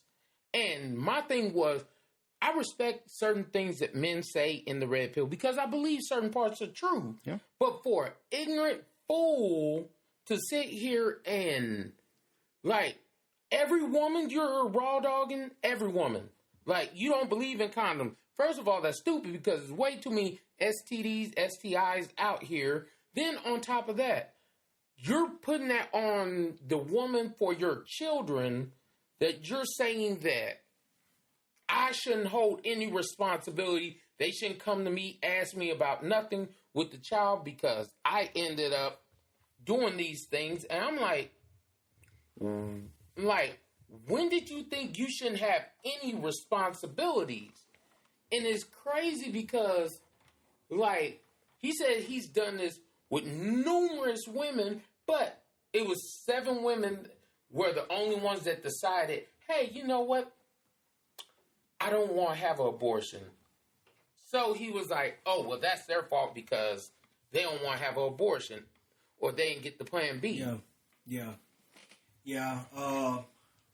I'm with the guy on this one. I'm with the dude on this one. Pending this. If those women knew that this guy was just a jump off for them, because, women are about effing and leaving these days, too, now. They feel like they can effing and leave, too, in these days. Oh, okay. Uh-huh. So, if they knew, and then they got to be honest, that's the part we not going to ever get, especially if it's, once again, money tied up to it. We never going to get a full, honest answer. Sis, Mom, did you know he was just having fun with you? You were just having fun with him. He told you he liked to shoot up the club. You said it's all good, that he good. Leave it in me, daddy. You let him do it. If you know that this is what that was, then you need to write that out, let that man go on by his business and take care of your kid. Facts. But if you knew, dude, that in order to get a couple of them, you went and you pillow talked a little bit, and you told her you'll be there, or you told her, why you smashing? Because sometimes you smashing and feeling good, you be like, she be like, leave them in, and you be hitting, you be like, I'm there, girl, I ain't never leaving this. You know how you do when you in the, you know what I'm saying? You be saying some wild shit, you deep down in them crevices. You be saying some stuff. So if you knew that you told these chicks at one point, even inside or out, on a date or any time during the line, if you know that you gave her any innuendo, you gave her any direction toward, you gave her any influence toward that you might be there in the event a kid is born, then you need to pay that shit, bro. You need to take care of your kid, man. It's only cut and dry like that. Now, y'all gonna be honest and say what it was? Did he not say that, miss? Did he tell you that it was just a jump out fling? If so, take care of your kid, man. Did you? Otherwise, okay, well, you need to help her take care of your kid. I'm torn. Granted, I fully feel like, yeah, okay, you later with these women, you had these babies, it is what it is. But I'm also on your time where, hey, if he did tell you what was taking place, and you know, and you knew what it was, and you thought that you was going to be the difference, that's kind of foul that you're trying to put him in a situation that he already knew he didn't want to be in. What I'm saying is, this is when I go back to that thing I told y'all about a long, long time ago. These things called contracts. Look, if I know I'm not finna go and be with you on that level, and as much as I know it really mess up the game when we all got it wrote down how we gonna move. But a simple, hey, yeah, I hate condoms. Do you have sex with guys who hate condoms? Because that means I gotta, raw dog. Okay, I'm cool with that. You gonna pull out? No, I don't typically do that. I would just go get you a plan B. Is that okay? Cool. Yeah, go get the plan B. I'll take it. Now, if you go back, because you've moved outside the bounds of what normal people do. I mean, I can't really, at this point, I don't know if it's normal people that do it the right way. So you moved into a space to where you want no obligations with this person outside of the sexual intercourse. Cool. You need to have that specifically set out. You ain't never got to go and pay for or figure out none of that when you're dealing with a prostitute. I'm sure it's already spelled out for you. I'm going to meet you. I'm going to pay you. I'm going to bang you. I'm going to leave you. And whatever comes from that is on you. That's on you. So if you going to move, like I'm saying, so if you going to move like that and you going to deal with guys who operate in that way, because you could have dealt with a quality guy, and that guy could have ultimately went and found, a girl that he wanted to be with. Mm-hmm. Dude, come on. Now, but I'm also going to throw this in there, and this is why I'm torn. Regardless of how you was moving as a guy and how she was moving as a girl, that kid, exactly. Those 7 kids that out there, how they was moving, ain't got shit to do with y'all fucked up mindsets. That kid gonna need something. And I don't care whether it be you as a woman who pay for it or him as a man, but that kid should not be doing without because you didn't want to pull out and you was too into whoever this guy is to tell this nigga, hey, no, you can't just run up in here. No, you gonna have to do right. Where I handle that is, I be by when I be by, or I deal with it.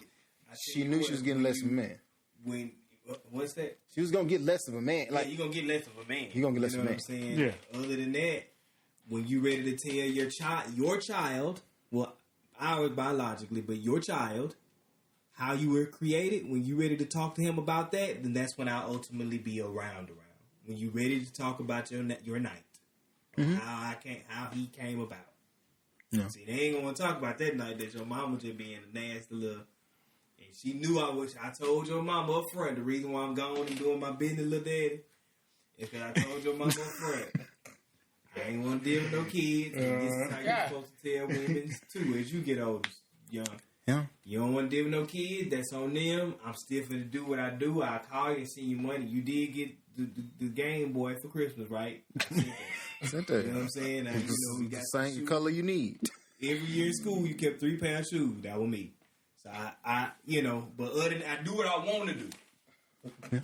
Basically, your mama made you off of she wanted to do what she wanted. She wanted to do, and I wanted to do. That's how she had to deal with you. Like this guy.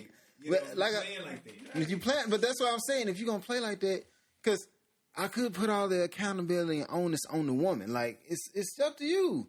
Because he make valid points. It is your body. Because I can't tell you to abort nothing. It's your body. You're going to do what you feel. But at the same time... 7. Like, one you could say that about. 7? Yeah. 7. That's 7 ducks. 7 ducks. 7. So when you say it's 7, are you saying that the guy's wrong or the girl is wrong? I'm saying no.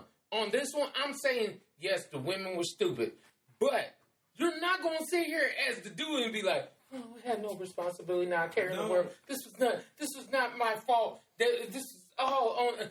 You shot up the first of all. Look at it like this. I got a vasectomy. Mm-hmm. Because I'm like, if I knock a chick off, I ain't got to worry about that. I ain't got to think about that twice. You sitting here saying you don't want no children, but you still want to shoot up the club. Yes. You want everything but accept the responsibility of that child that you created. Both of you created. And I'm not trying to say, it's only the man's fault. But bruh, after 1, 2, like 7? Yeah, that's 7 ducks. That's 7 women that were duckheads. That's 7 duckheads. 7 duckheads. Sorry. So the premise of this problem is solely the fact that he doesn't want to take care of the children, correct? He don't want to take care of kids. He don't want to continue. He don't want to stop doing what he's doing. Yes. And the women, it's so many people wrong here, bro. And that's what I'm saying. It's so many people wrong. I'm just trying to, get the basis of this whole thing, because people do this all the time. Yeah. That don't want to do it. But this is crazy. People do this all the time. We talk about all these children that are having issues now that don't have their fathers in their life, that don't have a 2-parent household or anything. They don't have people raising them the right way. And that's because we're getting off on this whole idea. I just want to do what I want to do. No matter what the responsibility was, this is what I'm saying. Because we get a small change in the narrative and flip this whole thing, and then everybody's on against the man. If you took it and you said, it's a guy who liked to do what he did. He shot up and got 7 women pregnant. He wanted to be in all 7 of these women's lives. He wanted to be in all 7. But all 7 of them would rather have the check. So they kicked him out. What about Nick Cannon? And I really ain't got no issue with Nick Cannon. No, but I'm just saying, he's a man that has multiple children and takes care of all of them. And nobody says anything. I mean, they do have an issue with him, but I'm just saying, those who don't understand. Told those women up front that he's going to take care of his children. He's there. Don't worry about nothing. Let's enjoy our life, baby. And they got to it. This man here probably told them straight up, I'm not trying to take care of no kid. Let's just have a good time. Let's have a good time. I mean, but your plan B more. You gonna get that because this is how I like to move. You good with that, baby? Here go the next drink. You good with that, baby? All right, boom, boom. You fell for it. You fell for it. Take care. And that's why I asked the question, because I'm thinking, he was the first person that popped in my mind. He's a man that has multiple kids by multiple women that has the means. So he does what he does. And I mean, he ain't staying with all of them. No. He just got multiple kids. But the fact that he does... here's my thing. I guess here's my issue. We sit here, we do talk about accountability and all those kind of things. Mm-hmm. Like, you could talk about, that was her fault because, yes, she was stupid. Like, first one, yeah. But, once you start, that was just like the Sierra. Once you start getting down the line, it was your fault. But the fact of the matter, I would still tell Future, baby, bro, you got to take care of your kids. Yeah. The accountability take care of his kids. Of that, because you still did it with them. It'd be different if they stole your seed, like they be trying to do Drake and stuff. But the fact that... know up front, I wasn't dealing with no kids. I let them know that all up front. So let them know that. Y'all figure it out. You gotta figure it out. It's like this. And calling me. Okay. So when you go to file for, life insurance and all that, right? They ask you, do you smoke tobacco? And you know why they ask you, do you smoke tobacco? Because we know tobacco leads to throat cancer, lung cancer, jaw, like all kinds of cancer. So if you smoke it, I'm not going to, or you're going to have a really, really high premium. Yeah, one of them. So it's going to cost you a lot for you to do this, but if that's what you want to do, then what you got to do. So the reason I put a little accountability on the guy is because, hey, in order for you to live the lifestyle you live, if you don't want the negative consequences, you got to take drastic measures. Like I said, my solution, because I understand there's a lot of people, I just don't want to get cut, fam. I'm not by no doctor. I'm not going to euthanize, none of that. I don't want that. So they like, I'm not getting a vasectomy. So if you're going to do that, you have to think outside the box and figure out your alternative plan. I need some in writing to let me know and let you know exactly what you're getting into. Because that's how the internet gets you. That's how your 360 deals and record labels get you. You had it all in front of you. You read it out and you was okay with the terms. So when I tell you after I bust this nut and you come in the kitchen and you see this smoothie and you like, what's this smoothie? Oh, it's the Plan B smoothie that you signed on the dotted line saying you was going to take. Fuck you mean? Yes.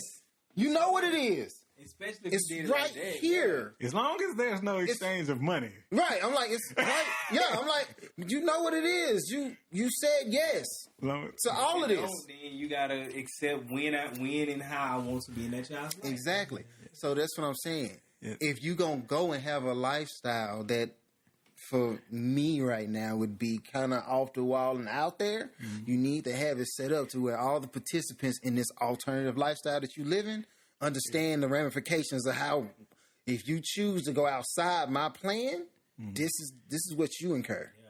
Because I know you brought this contract up before, and I've thought about it. But the only thing that always deters me is when it comes to if money comes involved. Because if you introduce funds into it, that's when the whole prostitution. Yeah, no. Not doing that. I'm just here to let you know. I'm not condoning this guy. I want to clear that up. I'm not condoning his activity. But at the same time, if you knew what you was getting into. Yeah. If you knew what you was getting into, it's as foul and crazy and wild as I view it to be, you lay with a man who thought like this. So you got to accept. Like, I can't leave you sitting here playing victim. I can't. I'm sorry. Like, I'm not saying that the woman can play victim because she's stupid.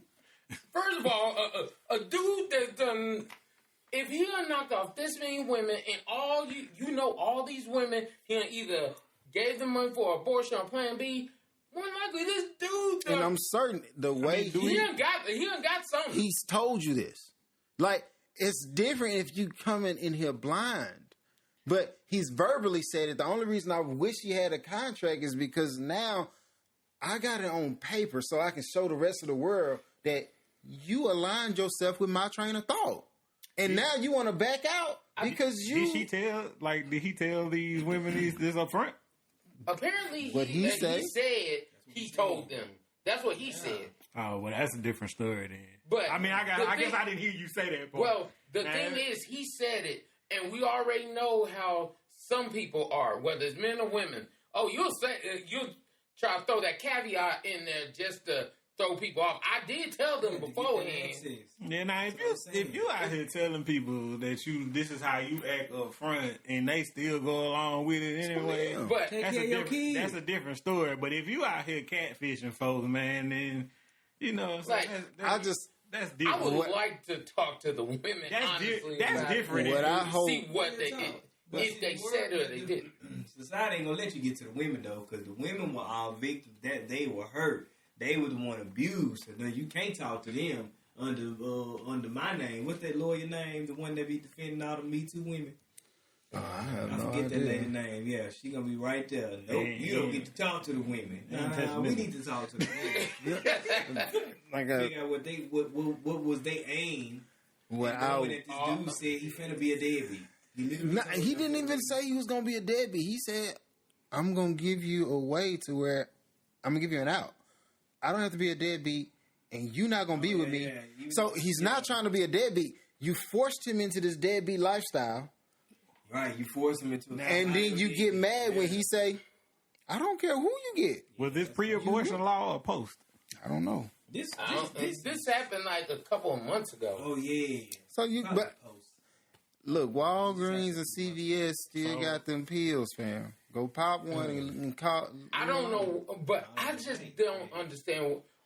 Okay, I see it from both sides, and I say everybody wrong. The reason I say that dude is wrong is at some point, bruh, you gotta take some type of accountability, responsibility, because if those children are born, you are technically their father. Not technically, you are their father. They are going to be without a father. Ain't no technicalities, dude. You are their dad. Straight on, you their father. Yeah. Now, the other part is, yes, I think these women need to be slapped because of the fact that this dude told you. So you sitting here like, oh, you didn't believe him? But also now, because this is why I'm leaning more towards this man being righteous than being, because really he a victim. He got forced into being a father that he didn't want to be, and he gave you a out already. We really going here now. But this is what I'm saying.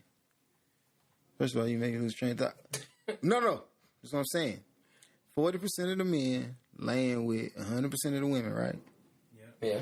So it's 60%. She had, as far as I know, from when I was coming up in school, you got a 60 out here sitting up that's closest to passing than anything you can have. 60% of these men out here who would have gladly shot your club up and paid all your bills. 60% of them who probably never gonna get laid in their life.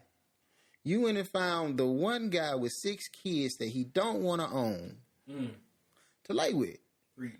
60% of them going to Houston. It's better to go to Houston for him. It's like I just want to shoot this club and dip out. And I told you this, and we all. But you keep on bringing it up to me, like, because that's why I be like, I can't sit back and call that man a bad guy. For the kids, when they growing up, they might view him in a negative light. Oh, ain't no Mike, they gone, bro. And for that, ain't no Mike, buddy, bro. I can't, because the true person that's innocent in it is the kid. Yes, I didn't ask to be here, and just because he's done for laying with a woman who didn't fully accept his guidelines, like fully accept his rules. She wanted to put herself outside the bounds, so he's wrong for that. But she's wrong for knowing that this is who he is and this is what he wants, and you still go in there and let him do what he gonna do. Yeah, I mean, so the kid is the only one that's wrong. The true victim is gonna be the child. The only one that's right. Yeah, the child is gonna be the true victim. Like, you know what I'm saying? At the end of the day, because they gonna be the ones that's gonna be like, why did nobody? I mean, you did what you could, but why he ain't want me? Man. But it's not even that he don't want you. Well, technically he didn't want you, but he didn't want you before you was conscious enough to know that somebody didn't want you. How come my mama wouldn't listen to the fact that he didn't want me, man? That's the real statement that she said. Why didn't you listen, Mom? And pull it out the wheel. I didn't pull out the wheel, man. So you know. We don't need this moment in black television. Really, you did need this moment in black, because a lot of black kids that need to heal. Yeah. I'm not saying, but keep in mind. Be honest, how you think a black kid gonna heal from that? Knowing mama was a toss up and daddy really did not want you. But a lot of the times that kids ain't gonna know their mama was a toss up. They just gonna know that they daddy was the enemy. You said it on the last episode, fam. I tell her the whole cold hard truth. Yep. That's your job. It's the only thing you should be, as a father, that's the only thing you should be giving, the truth. Yeah, but even I would never have that situation. If I had balls enough, do a lot of times, dumb ball. Pops ain't gonna get a chance or opportunity to tell his truth. Yeah. If we keep it in a book, they ain't gonna get the opportunity to get their truth out. And ain't nobody gonna believe that. Ain't nobody gonna say your mom was a toss up. His kids ain't gonna want to believe that. You know what I'm saying? Unless they watching the Freaknik documentary. Yeah, that's what I'm about to go to. Jeremy telling you the truth, man. It's a lot of first ladies from the Freaknik. Yeah. I don't need you to see. I've been telling my kids how wholesome I am, and it's 4 guys spread my cheeks on camera right now. What you mean? It's fucked up though if he got the video of each one of them mamas giving it up. If he got the video of each one of them mamas giving it up and he get all 7 of these kids in the room one day and He showed, hey, look, this is how it came about. This is what I told. This is what I said. This is a different. But this in the age of cell phones. We in the age of cell phones. It's like the, you know. This is how did we get here? Like, in order to be who he wants to be, you have to be a level of care to the wind and disregard for your feelings in order to be righteous. Has to be a level of depravity. Yeah, I just gotta be willing to tell you what they don't want you to know. When I met your mama ain't who your mama ain't that lady who go in the kitchen and cook for you. Your mama was the lady that I met running these streets. The woman that you know that clothed you every day, she was barely wearing clothes when I met her ass. So let's be real about who your mama is, because she gonna tell you who she thought I was. Let me tell you who I really am. I'm a guy who told her that this ain't gonna work, and this is why. Because this is who I am. Do you still want to fuck? She said yes. She said yes. She got you here in this situation. Now, I would hope that even though they gonna have that history, because like I said, if two people can lay down, if you can dictate the terms to lay down, you can dictate the terms of raising them kids. He needs to send them kids a T-shirt or something. I mean, but you already know how they are with that. Like, it's a tale that's all the time, man. We know a lot of times them terms don't never line up. Yeah. But that's why I'm saying you have to move in a way that is, it didn't work out. It didn't line up. All these things went wrong, but here's where it's right. I'm going to do right by you because you ain't got nothing to do with this. This between you and me and your mama. Yeah. So, yeah, I laid up with her. She didn't take the plan B. My plan C is I'm going to deal with my children. I'm going to do right by you. Mm-hmm. But as far as I'm concerned, you need not tell me about how righteous your mama is. People ain't mature enough and mentally stable enough to do the right thing by their kids, bro. Yeah. Like they don't be wanting to do it until they get older and be like, oh man, you know, I done had that. They done had they come to Jesus moment, and now they want to be the best parent in the world. I was young and dumb. Yeah, you know what I'm saying. Well, but that's like the LeBron, the Shaq, the most of the dudes when they start making the money. Oh yeah, daddy now. Like, daddy now. No, you ain't daddy. You gotta pick. You gotta pick a lane. You gotta pick that.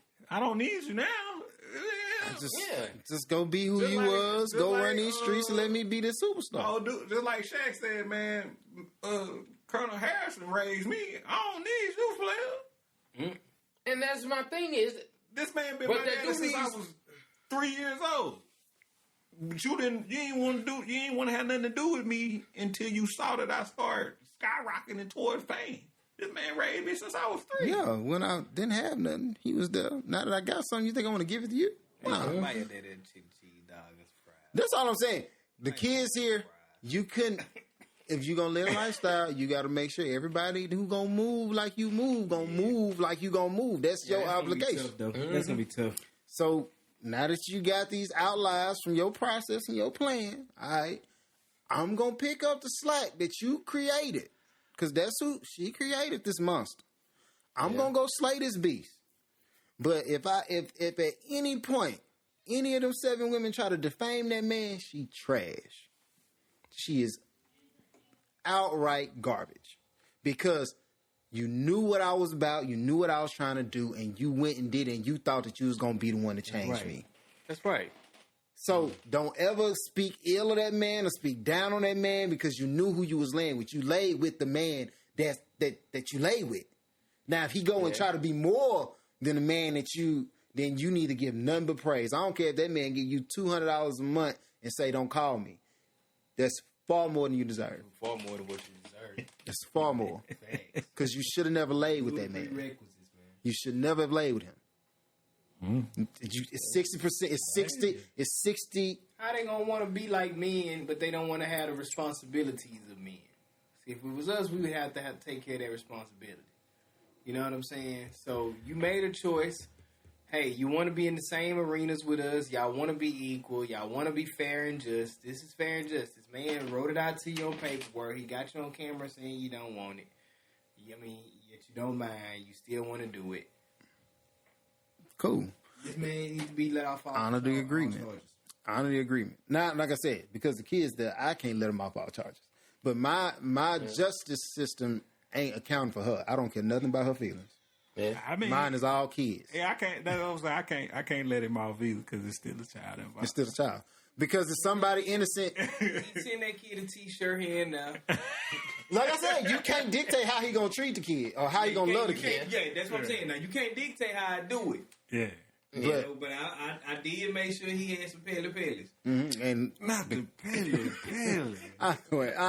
Who brought him back? Who brought him back? We gonna jump into Cage Wiz. At least get some pro kids. The light up shoe. Yeah, I'll tell you about the Mela Gears. I still rock those.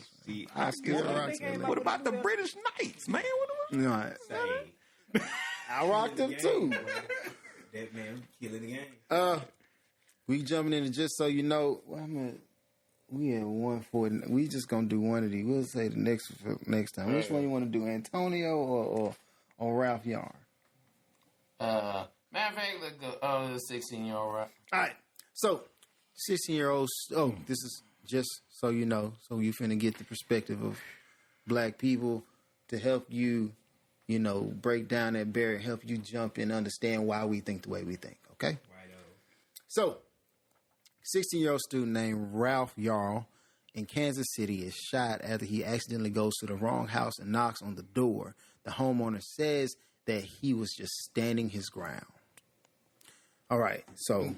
Like, this is crazy because he's going to pick up his I think it's his two little brothers from a sleepover. Mm-hmm. And he goes to the wrong house, knocks on the door.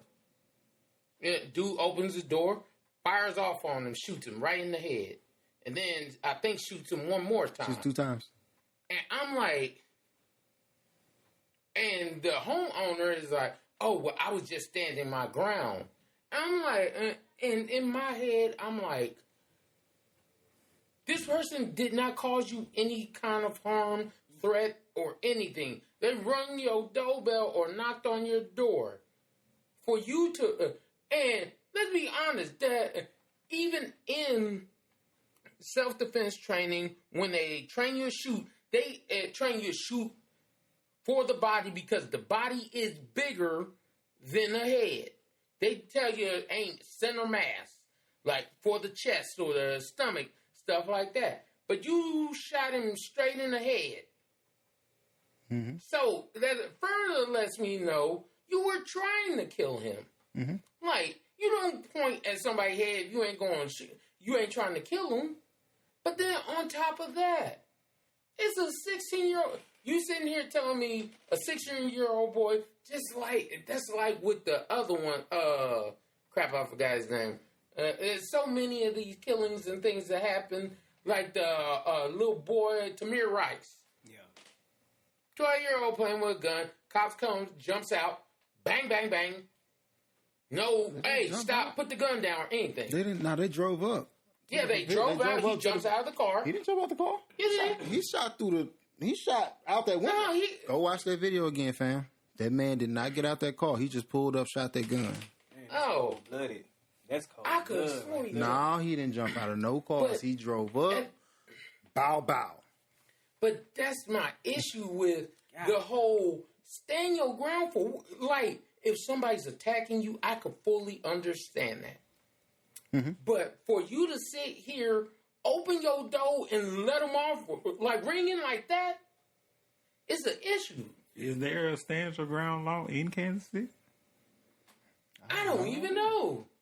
So for him to use that as an excuse. And then we also got to talk about the stand your ground law. You had to shoot to stop the threat. When was the threat present? There was no threat present because I'm standing at your door. I knocked, so I alerted you to my presence. And then when I'm standing at your door, I alerted you to my presence. You came and opened the door and shot me through the screen door. Yeah. So you still had a barrier of protection between you and me. Yeah. I never had the opportunity to even charge you. So, on top of that, you shoot me in the head, you've automatically stopped the threat because your perception is that I'm dead, right? Because you shot me in the head. So if you shoot me a second time on top of that, that means you were shooting to kill, which negates all that stand your ground. Then I get up to flee. I get up to flee. And then I get up to flee and run away. With a bust head? Yeah, he lives. He lives. He's living right now. He lives. Dang. He gets up to run and leave. God, dog. Ooh.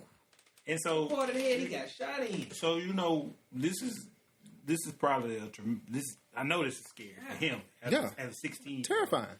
He's a block over from where he's supposed to be because he got the numbers, the address wrong.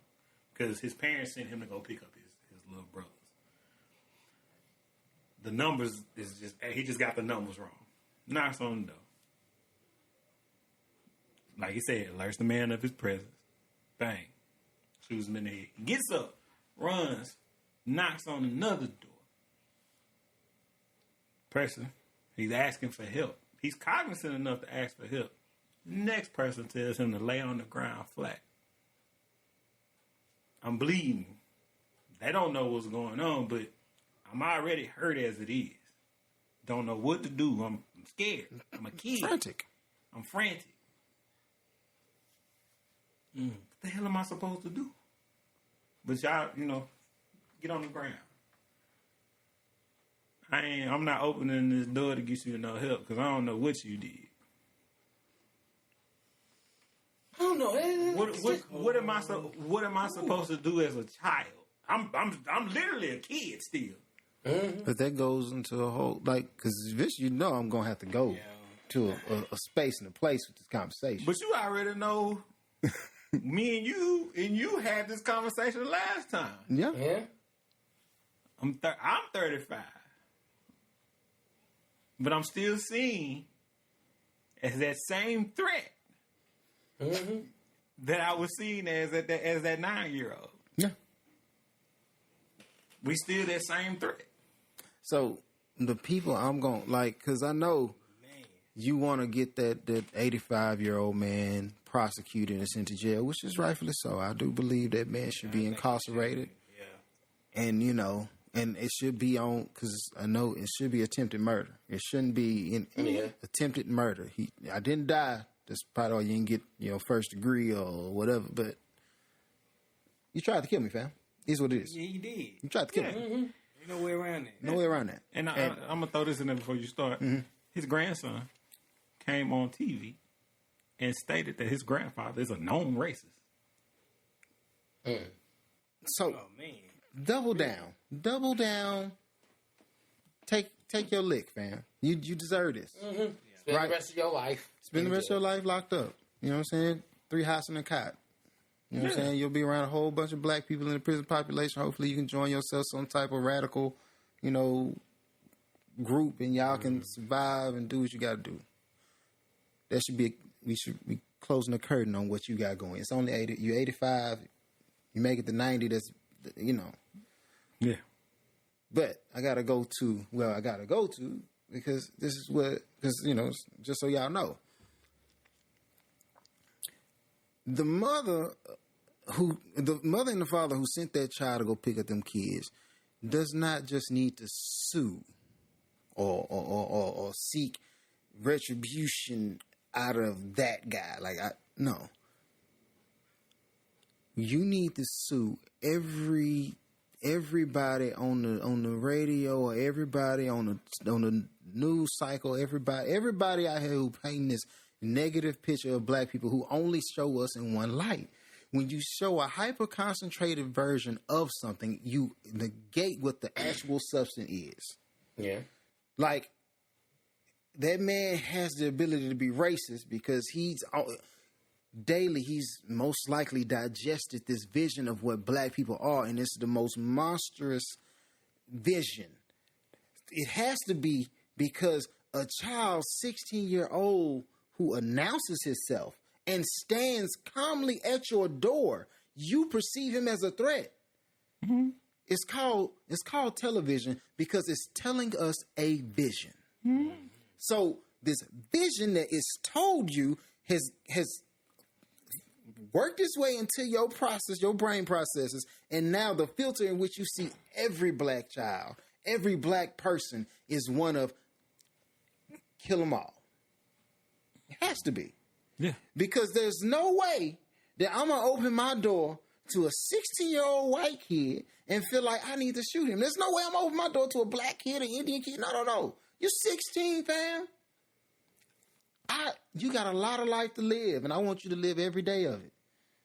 It'd be vastly different if he was like, I heard my window bust and I was sitting on the couch. Somebody climbing through my window, something like that. I could see that. That's different. That's why they keep saying, they be talking about they don't know the full story. Did the camera show the boy just walking up to the house, though?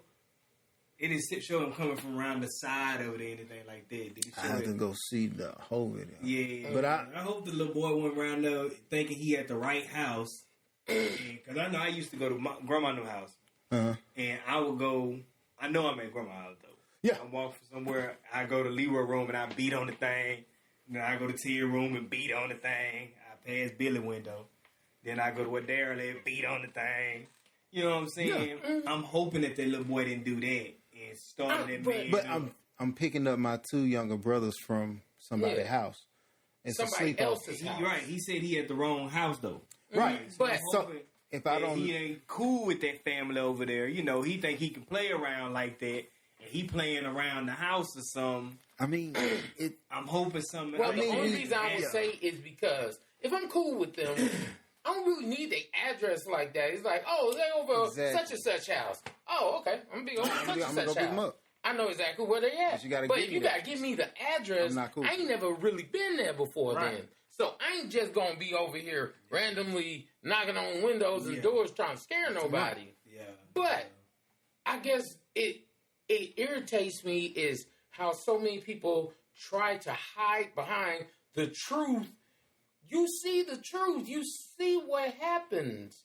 It's like certain things, like I'm a straight up person. If it's wrong, I'm going to tell you it's wrong no matter who it is. Mm-hmm. I don't care if you're black, white, Mexican, Puerto Rican, Jamaican, whatever race you want to be. If you right, you right. If you wrong, you wrong. I'm going to call a spade a spade. But I'm like, for a 16-year-old boy, even like to knock on your door and... You went straight for the head. Yeah, he wrong for that. You wrong. You shot him through the screen. He didn't charge the door. You shot him through the screen. What? See, boy, and throw that boy under the door. That's what I'm saying. Those are those moments when I want people to understand. This is about justice. This isn't about. If it would, I'll say it like this: if it was a little 16-year-old white boy. I would think the same. A black person did. I would say, "Oh boy, need to go to jail." I'm sorry, I don't give a crap. The thing about it is, I would too. Even if I just got to say what it is. If that white boy had knocked on the door and was sitting there holding a rifle, and you shot him through the door, they still find a way for that black man to be wrong. Oh, and it's a visible threat. That's happened before. So what I'm saying is. I'm pretty sure they're going to definitely find a black man. That's happened before. If the shoes were turned even in this situation we wouldn't be talking about it. That's happened before. I think in Florida. What I'm saying is this. What I'm saying is this. I don't know who the PR person was for blacks. Well, I do know who the PR person was for blacks, but whatever. They've painted black in this way to where the rest of the world, and I'm not, and don't get it confused. When I speak, I don't speak about just whites. No, I've met Hispanic people who despise us as black people, and they never, like they don't know nothing about us outside of what they see on TV. Because the media. So I'll be like, you want to do everything that we do. You love the music, but you when you listen to the music, when I find a fan of rap that's not black, I always think about it like There's a lot of people who like going to a zoo, fam. Everybody want to see a fucking lion in the cage. You don't want to be out in the wild with the lion, though. Not saying that black people are lions or beasts by any measure, but I'm saying you looking at it purely from a spectator situation. Yeah. You want to be the people sitting in the stands in the Coliseum. You don't want to be in there with the gladiator, though. But the gladiator, regardless of how we got him sitting in this arena fighting this other man, you don't know if that gladiator had kids at home. You don't know if that gladiator, you don't know the wants, dreams, the aspirations. You don't know nothing about that gladiator. All you think about him is he's a killing machine. And that's how they painted us. Black people for America, we just either people to get over on or people to screw over or people that's going to try to kill you. Like, it's crazy to me how money was the great equalizer for everybody else, but money ain't the equalizer for black people in any way. Like, if I go to work and I make my money and I buy me a beautiful house, it can't be in your neighborhood, though. Because now I'm bringing down your property value. I spent the same amount of money as you. It's funny. It's funny how women, for the most part, say, I don't even need a man. I just need a check. But a man can get a check, and it's still not enough for you to see me as anything less than some animal at the zoo, bro. Yeah. Enough's enough. Like, at a certain... I'm tired of trying to explain to other people. This is why you said B Hunt ain't the person that you can ask about these things. So you got the show and you asking me, so this giving them a free pass into my mind, fam. Well, the idea is because the reason this even comes about is because there are certain people that don't know. I'm not saying everybody don't know. Some people, you can see it. If I saw you slap a man, you're not going to change it into something else. Oh, no, I palmed his face. No, you slapped that man. Yeah, don't. But the thing is, the reason why I bring this up is because some people will hear from other people to try to justify it. I watched this one thing, and I'm actually going to use it on some people. It was like, it was a man talking about two circles. It was a red circle and a blue circle. And he said, one of these circles is bigger than the other circle. Raise your hand if you think it's the blue circle. Half of them raised their hand.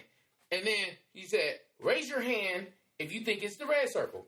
The other half raised their hand. And he was like, well, in actuality, these two circles are the exact same. But you notice just by me pushing this on you and telling you they're different, that is how you program someone into getting them to think another way. And if you could trap them and get them to that point young enough, I could spread that throughout generation that this circle is bigger than this circle, even though they're the exact same in every way except one's red and one's blue. The idea for that is with black people and white people, well, with any other race, the fact that we are all actually the same, but we all bleed the same blood. Nobody bleeds purple or any other color except red. But the fact that we could still come out here and say, well, we can make exceptions for them, but we can't make exceptions for them. Or, well, this was the reason behind this. Whether if you want to call the police versus people, just regular everyday people. We make all these crazy kind of exceptions out here. Why? Mm-hmm. Right is right, wrong is wrong, no matter who you are. So when you call it right down the middle, okay, cool. If more evidence comes out and it shows something else, then I could be like, you know what? I was wrong because of the evidence that was shown. This is what was given. But the issue that comes up so many times, you see the evidence right in front of your face, but you won't, that's not how it happened. That couldn't have been how it happened. No, we got to see what happened beforehand to see what actually happened. No, we got to see what happened after. Well, what was this person wearing? Or how were they walking? Or how were they acting? You know what? No, what they do in school last week? Oh, they got into a fight a month ago. Oh, he got a picture of him smoking weed. I mean, but that is classic. Trayvon Martin was the classic example. It's a hood. He's wearing a hoodie. Oh my gosh! I mean, he was a classic example, but it all goes back to who has the control of the narrative. Yeah, that's where that's like it all comes down to that. Like, you know, this kid he's a phenomenal student, plays in the orchestra at school, does all the right things. He's not a bad child whatsoever. But if his narrative would have been allowed to be destroyed, look what would have happened to him. Right. If they would have allowed that to happen to him, he would have been painted as another thug, another. And it's so easy. It's so easy to do it. Yeah, it's very easy because, for one, we've all been painted in that light from the beginning. From the jump, just by the shoes that we wear, the clothes that we wear, the haircuts, all of the things that we wear, how we look from the beginning is perpetuating the stereotype. Yeah, it puts us in a box. Like, nobody can tell me otherwise. Nobody can tell me otherwise. I've been stereotyped my whole life, so nobody can tell me otherwise. And I mean, I know that y'all know what I'm saying. Like, all of us know that. Like, we've all been put in a box our whole life. Yeah. And we've all fought to break out of that box our whole lives. So nobody can tell us otherwise. There's no point. I mean, it's tiresome, and I understand why you don't do what you do. No, I don't. Like, I understand why you don't feel the need to do what you do. And I mean, and I understand where you're coming from as well. You know, because I lived in a part of the country where I didn't have to deal with certain stuff that y'all dealt with growing up. Like, I dealt with racism, but I really dealt with it on a different level. I dealt with it with the policing. Right. You know what I'm saying? Like, y'all see it on TV, how I dealt with it, but I dealt with it firsthand through the police. But y'all dealt with it with the people. Yeah. You know what I'm saying? Like, dealt with the grocery stores. Yeah, you know what I'm saying? Y'all dealt with malls, parking lots. Yeah. You know what I'm saying? I dealt with it everywhere. Bro, remember when we was walking out of James' house, and the dude was like, we was trying to figure out how to get out of the apartment complex, and the cops was like, "What was y'all smoking on?" I'm like, "What the?" Over them apartments. Yeah, over them apartments. Yeah, I remember that. I remember that night. That's crazy. I'm just like, bro, I just asked you how to get out of this. I'm trying to get out. Trying to get out of here. And you a cop, I would think you knew the directions. Right, we asking for some protection and service. Yeah. And you automatically... I actually didn't experience my first bit of racism until I got into the school system in the South. Oh yeah, it's permeated. Oh yeah. Like, I really didn't experience it from, like, actual people until I got into going to school. Like, I got it from policing, but, like, when it came from people that I interacted with daily, because we didn't interact with the police every day, you know. We stayed away from that ass. Like, you know what I'm saying? It was what y'all saw with them on TV as far as with police in LA and all that. That's true. All that is true. Yeah. But interacting daily with people, I didn't experience that until I came south and went to school. And it was like a culture shock for me because it's like, damn, this is really how they treat you. This is real. Yeah. Like, this is real. Man, like, I've dealt with so much. The reason why I want people to understand is because, and this ain't no stripes. It's nothing trying to, but I think I've dealt with more than anybody in this room. I've been pulled over so many times. Literally, I had a Cadillac. It was my grandma's Cadillac, and I bought it. My dad gave it to me, but I had to fix some stuff on it. I was like, cool, got me a nice little Cadillac and everything. I'm pulled over 4 times in one day. Literally, I pull off the street, get pulled over. Then I'm like, okay, you know, he got my license, all that stuff and everything. He's like, okay, let me go. I get around the corner, go down the street a little more. I'm behind one of the police officer that pulls me over. All of a sudden, another police officer gets behind me and pulls me over. And I'm like, you gotta be kidding me. And I'm behind the police officer, and I get pulled over. So he gets me, pulls me over. I'm like, y'all just pulled me over, right? He's like, how we just pull you over? I'm like, right there, right in front of me. Yeah, they pulled me over. And I showed him the ticket. He was like, oh, let me see that. He looked at it for a minute. Then he was like, okay. So then I'm like, wow, okay, it was twice. So then I'm like, you know what? I'm going home. You get pulled over twice. I'm on my way home. Next thing I know, I get pulled over again. And I'm like, okay.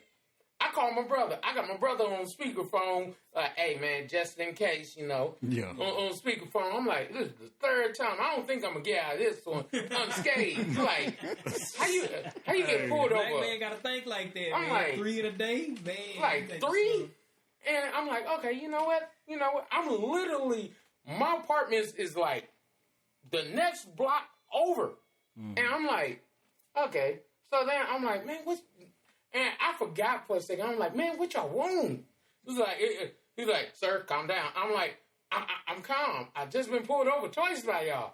He's like, what's the issue? And he was like, oh, well, sir, I was just checking on you, make sure you're okay. And I was like, don't lie to me. I'm like, do I got tail light out? Oh, no, sir, there's no tail light. There's no issue. I just wanted to check on you. I'm like, what you need to check on me for? Honestly, I got rid of the car. Can you understand? Fit the profile of the guy that's supposed to have that kind of car. I'm like, you stole the words out my mouth. You ain't supposed to be driving this car, sir. I'm over here like, give me a break. They don't know you had to fix up a few parts. It just looked like some old lady. Supposed to have you, sir. All right, this is 2000 Cadillac Seville. With the North Star engine in it. I'm over here like, I'm doing something now. Again, you light-skinned, sir, are not supposed to have this car.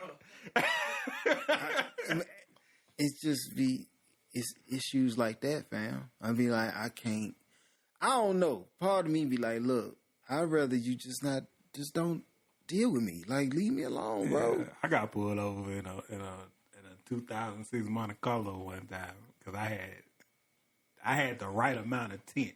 And the reason why I knew I had the right amount of tint is because I got it checked before I put the tint on my car.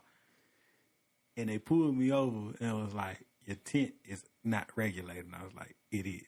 I checked with the police department before I put it on my car. Mm-hmm. And, he tried to write me a ticket. And I was like, I'm not taking this ticket because y'all regulated it before I put it on my car. Yeah. And I sat there until another police officer came, and he was like, "Yeah, we checked this tint before we told him he could put it on there because they knew exactly who I was because where I went to where I was living at, everybody in this little small town know everybody, yeah. So they know my people. And it was like, yeah, he right. Y'all not, and I gonna say I'm smart. So y'all not going to catch me doing nothing stupid. Because one, I don't want to deal. I grew up somewhere when we ain't deal with y'all no way. Yeah. And two, y'all not going to catch me doing nothing dumb. So from that point, me and that particular officer didn't see eye to eye. So every time I saw him, he seen me. We ain't connect. Yeah. Because now you wrong, not you right and he wrong, and he like you supposed to be on my side. Yeah, because he. But I'm like, one in your story, I respect the other officer because he ain't on the side of the blue, he on the side of the righteous. Yeah, you right, you right. You wrong, you wrong. He wrong. I mean, especially if the man got verification that I came and took it to y'all. Yeah, people who gonna tell me what I'm right or wrong. Y'all said it was good. Yeah, they had to eat. Yeah, but he wasn't gonna. He had it in his mind. He wasn't gonna let me go nowhere though. No, like I had to sit there till somebody else came. Understood, bro. I got time. Yeah, that was what I was on. I got time. I was on there. It was hot though. We in Louisiana in the summertime. It was hot. I was just sitting there. I was like, man, it's Circle K right here. Like, can I just sit? I'm gonna sit right here till they get ready to come because I'm not taking this ticket. Yeah. And then I got about 3-4 witnesses because there, you know what I'm saying, people hang out in front of the store. Yeah. Mm-hmm. So if anything go down, y'all see. On those streets. You know what I'm saying? Nah, I refuse. I don't care. I do not stop on no alleys, no streets. Oh, nah. Nowhere where there's nobody at. You gon' man, something happened to me, somebody saw. Oh, yeah. Somebody saw something. That was part of that training we talked about a couple of episodes ago. We just don't do that. Don't do that.